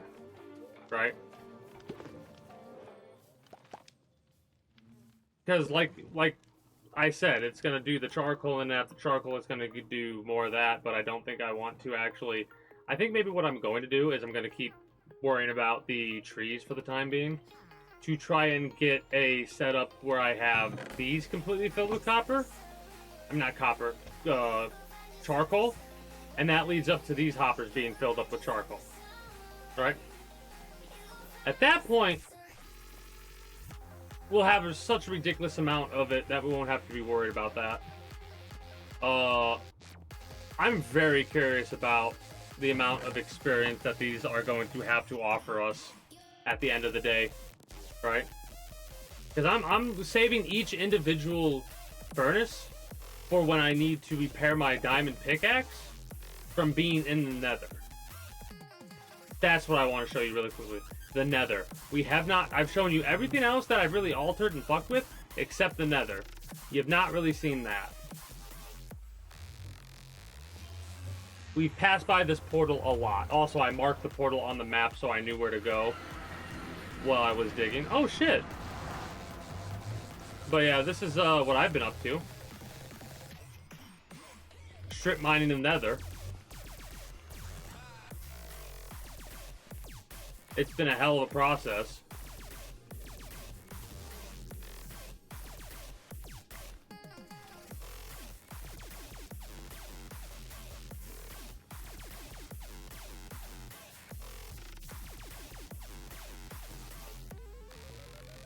What really sucks is I need to try and remember where I put my damn stuff. Because I want to get the ancient debris. Honestly, what I should just do is get potions of fireproofness or whatever they're called.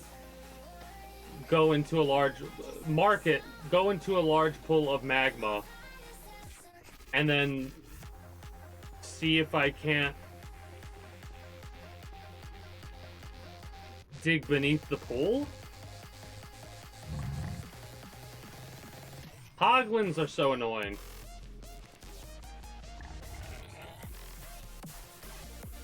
Hoglins are so annoying. I need to figure out a way how to make them less of a concern in all honesty. Also, we still got the mini-map for the nether. There we go. Let's go to sleep. Perfect timing, too, because now we can go to sleep, and then when we wake up, I'll be able to just do whatever the hell it is I want to do. More than likely, I'm going to be going to the locations on the map that have oxidized copper and getting them. I'm also going to continue with doing the obsidian hallways and stuff like that off stream, and a lot of other stuff too. Mind you, I definitely could have made more progress, but the fact that I made as much progress as I did at all is such a good sign for me. We'll finish the staircase for sure. I have that additional like change that I want to make now. This little pit over here is literally just a pit where I'm going to put all my obsidian that I'm going to need to use for more fine detailing when it comes to the wall, and this is what's going to be used for the walls and floor, right?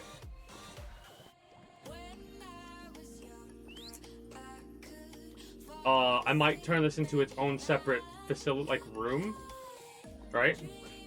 Make it look a little bit better, but for the time being, it's shoddy and put together, and that's fine with me, because that's part of the detailing, right?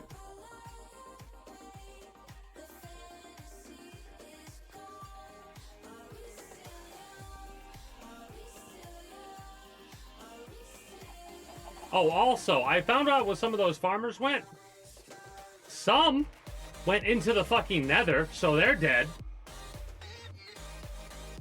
Some are in the cavern system that is in the mountain that I need to light up. And they're stuck there forever, because I'm not going to be able to get them out easily. So I'm not going to struggle to do that. But here's the thing. Here's why I'm glad I did what I did with the lava.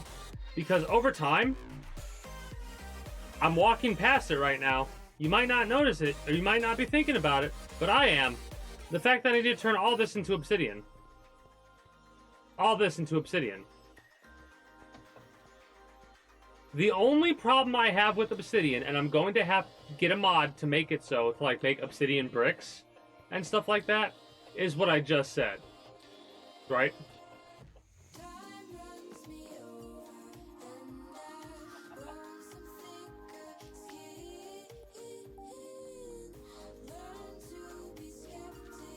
Like, that's one of the main reasons right there why I would want to use a creative mode, because of how difficult it is to gather up something like obsidian, right? Just get a block of, like, a stack of obsidian, you're good to go, you know? Creative mode, boom, whatever you want, out of obsidian, boom. But, because I'm doing it the way that I'm doing it, I've proven that I could do it, so now I'll be able to say, yeah, I'm just using creative, because fuck, whatever, I could use creative whenever I know, it's just I need to give myself a reason to be able to use creative, right? And that main reason is having the experience to understand that it's a hassle to deal with it, you know what I mean? Anyways, that's going to be it for me for you, YouTube. Stick around, Twitch, we're going to keep streaming and play Storm Shot for an hour, and then we'll probably react to Andy for a little bit before we wrap up for the evening. But for YouTube, that's going to be it for me for you. Hope you all enjoyed your stay here at the Kingdom. If you have and haven't already, be sure to become a citizen today via subscribing to this channel as well as my main channel. Links will be down in the description below through all my links if you're watching on YouTube. Exclamation point links like so if you're watching on Twitch.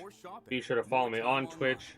Catch when I go live at 6 p.m. EST EDT Friday through Monday. Invite link to the community Discord where you can always get the most accurate notifications of whenever you do go live. If you're going to be a little bit late or early to stream outside of a half hour, or as long as I know I'm going to be late. Did I say you? Ah, whatever. Anyways. That's going to be it for me for you for the time being. YouTube, take care, and have yourselves a good one. Bye-bye.